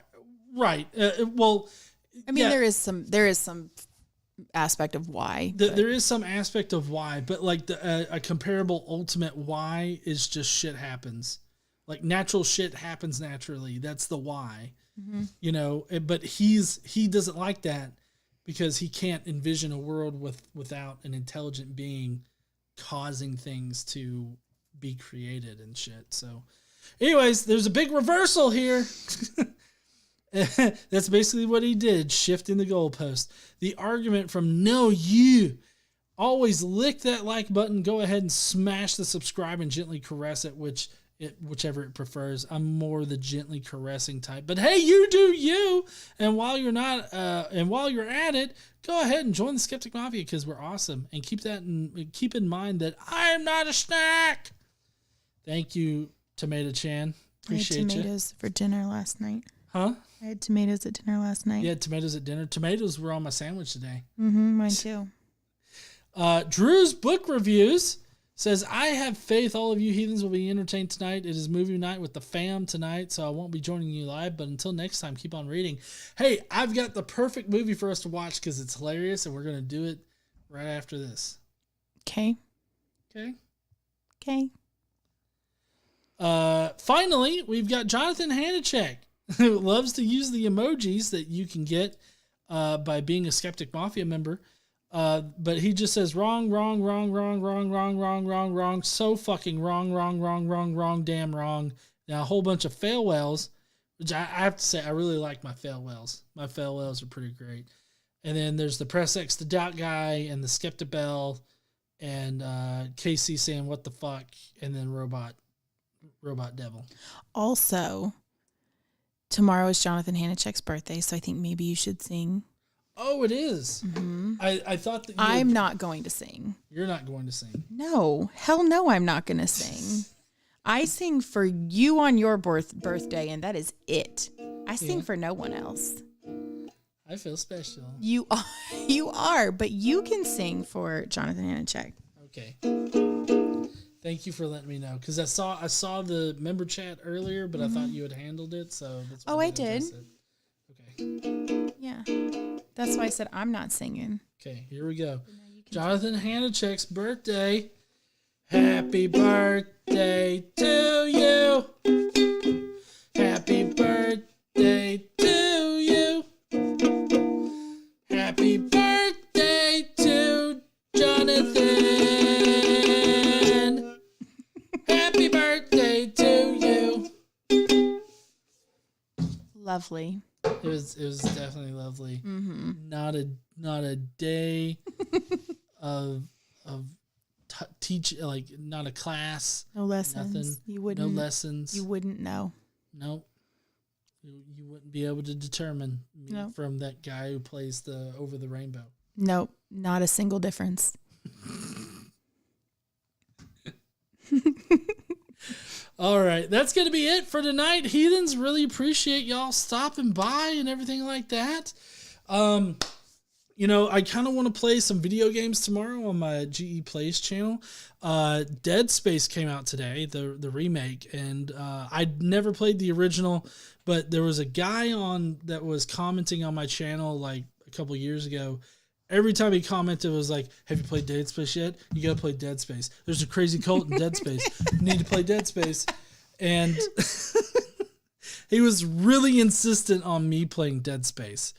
The Skeptics and Scoundrels said, shoot the legs, not the head. Yeah. I know about that. I know how to play it. I just actually haven't played it. So very interested to play that. May play that tomorrow. So, be looking out for the GE Plays channel. It's geplays.com. You go there and you can subscribe. I'll put it in the little side chat here. You can hit up that link. Oh shit. I didn't do a link because I didn't do a link. Jesus. Yeah, I know. I got a nice little short link for it. You hit that up, you'll be able to go there, subscribe and everything if you want to watch me play a scary-ass game. And I guess we will see you heathens later. Don't forget to stand up, use your voice, and all that kind of good shit. We got great stuff coming out on the channel next week. We've got a director's cut that's nearly 50 minutes long for Monday because for some reason I love making nearly hour-long response videos. For Mondays. And then we'll probably have that 3 questions atheists can't answer next week. So, I guess we'll see you guys next week. Well, the comeback for the Daily Bible podcast. What about the Skeptic Mafia podcast? We'll definitely get a Skeptic Mafia thing in here. The news cycle just is constantly going. So it's like as soon as we, get enough to do like a thing, there's like more shit that happens. I know. And it's like crazier shit that happened before and we don't know what to include. So I don't know. Anyways, we're going to get another one done. And then next month, we're going to have another hangout the first weekend that I can do that. I don't know when that is quite yet. I think it'll be the second weekend of the month, actually. So be looking out for that, I guess. And I guess we will see you heathens later. Don't forget to stand up, use your voice, and all that kind of good shit. Bye, heathens. Bye, y'all.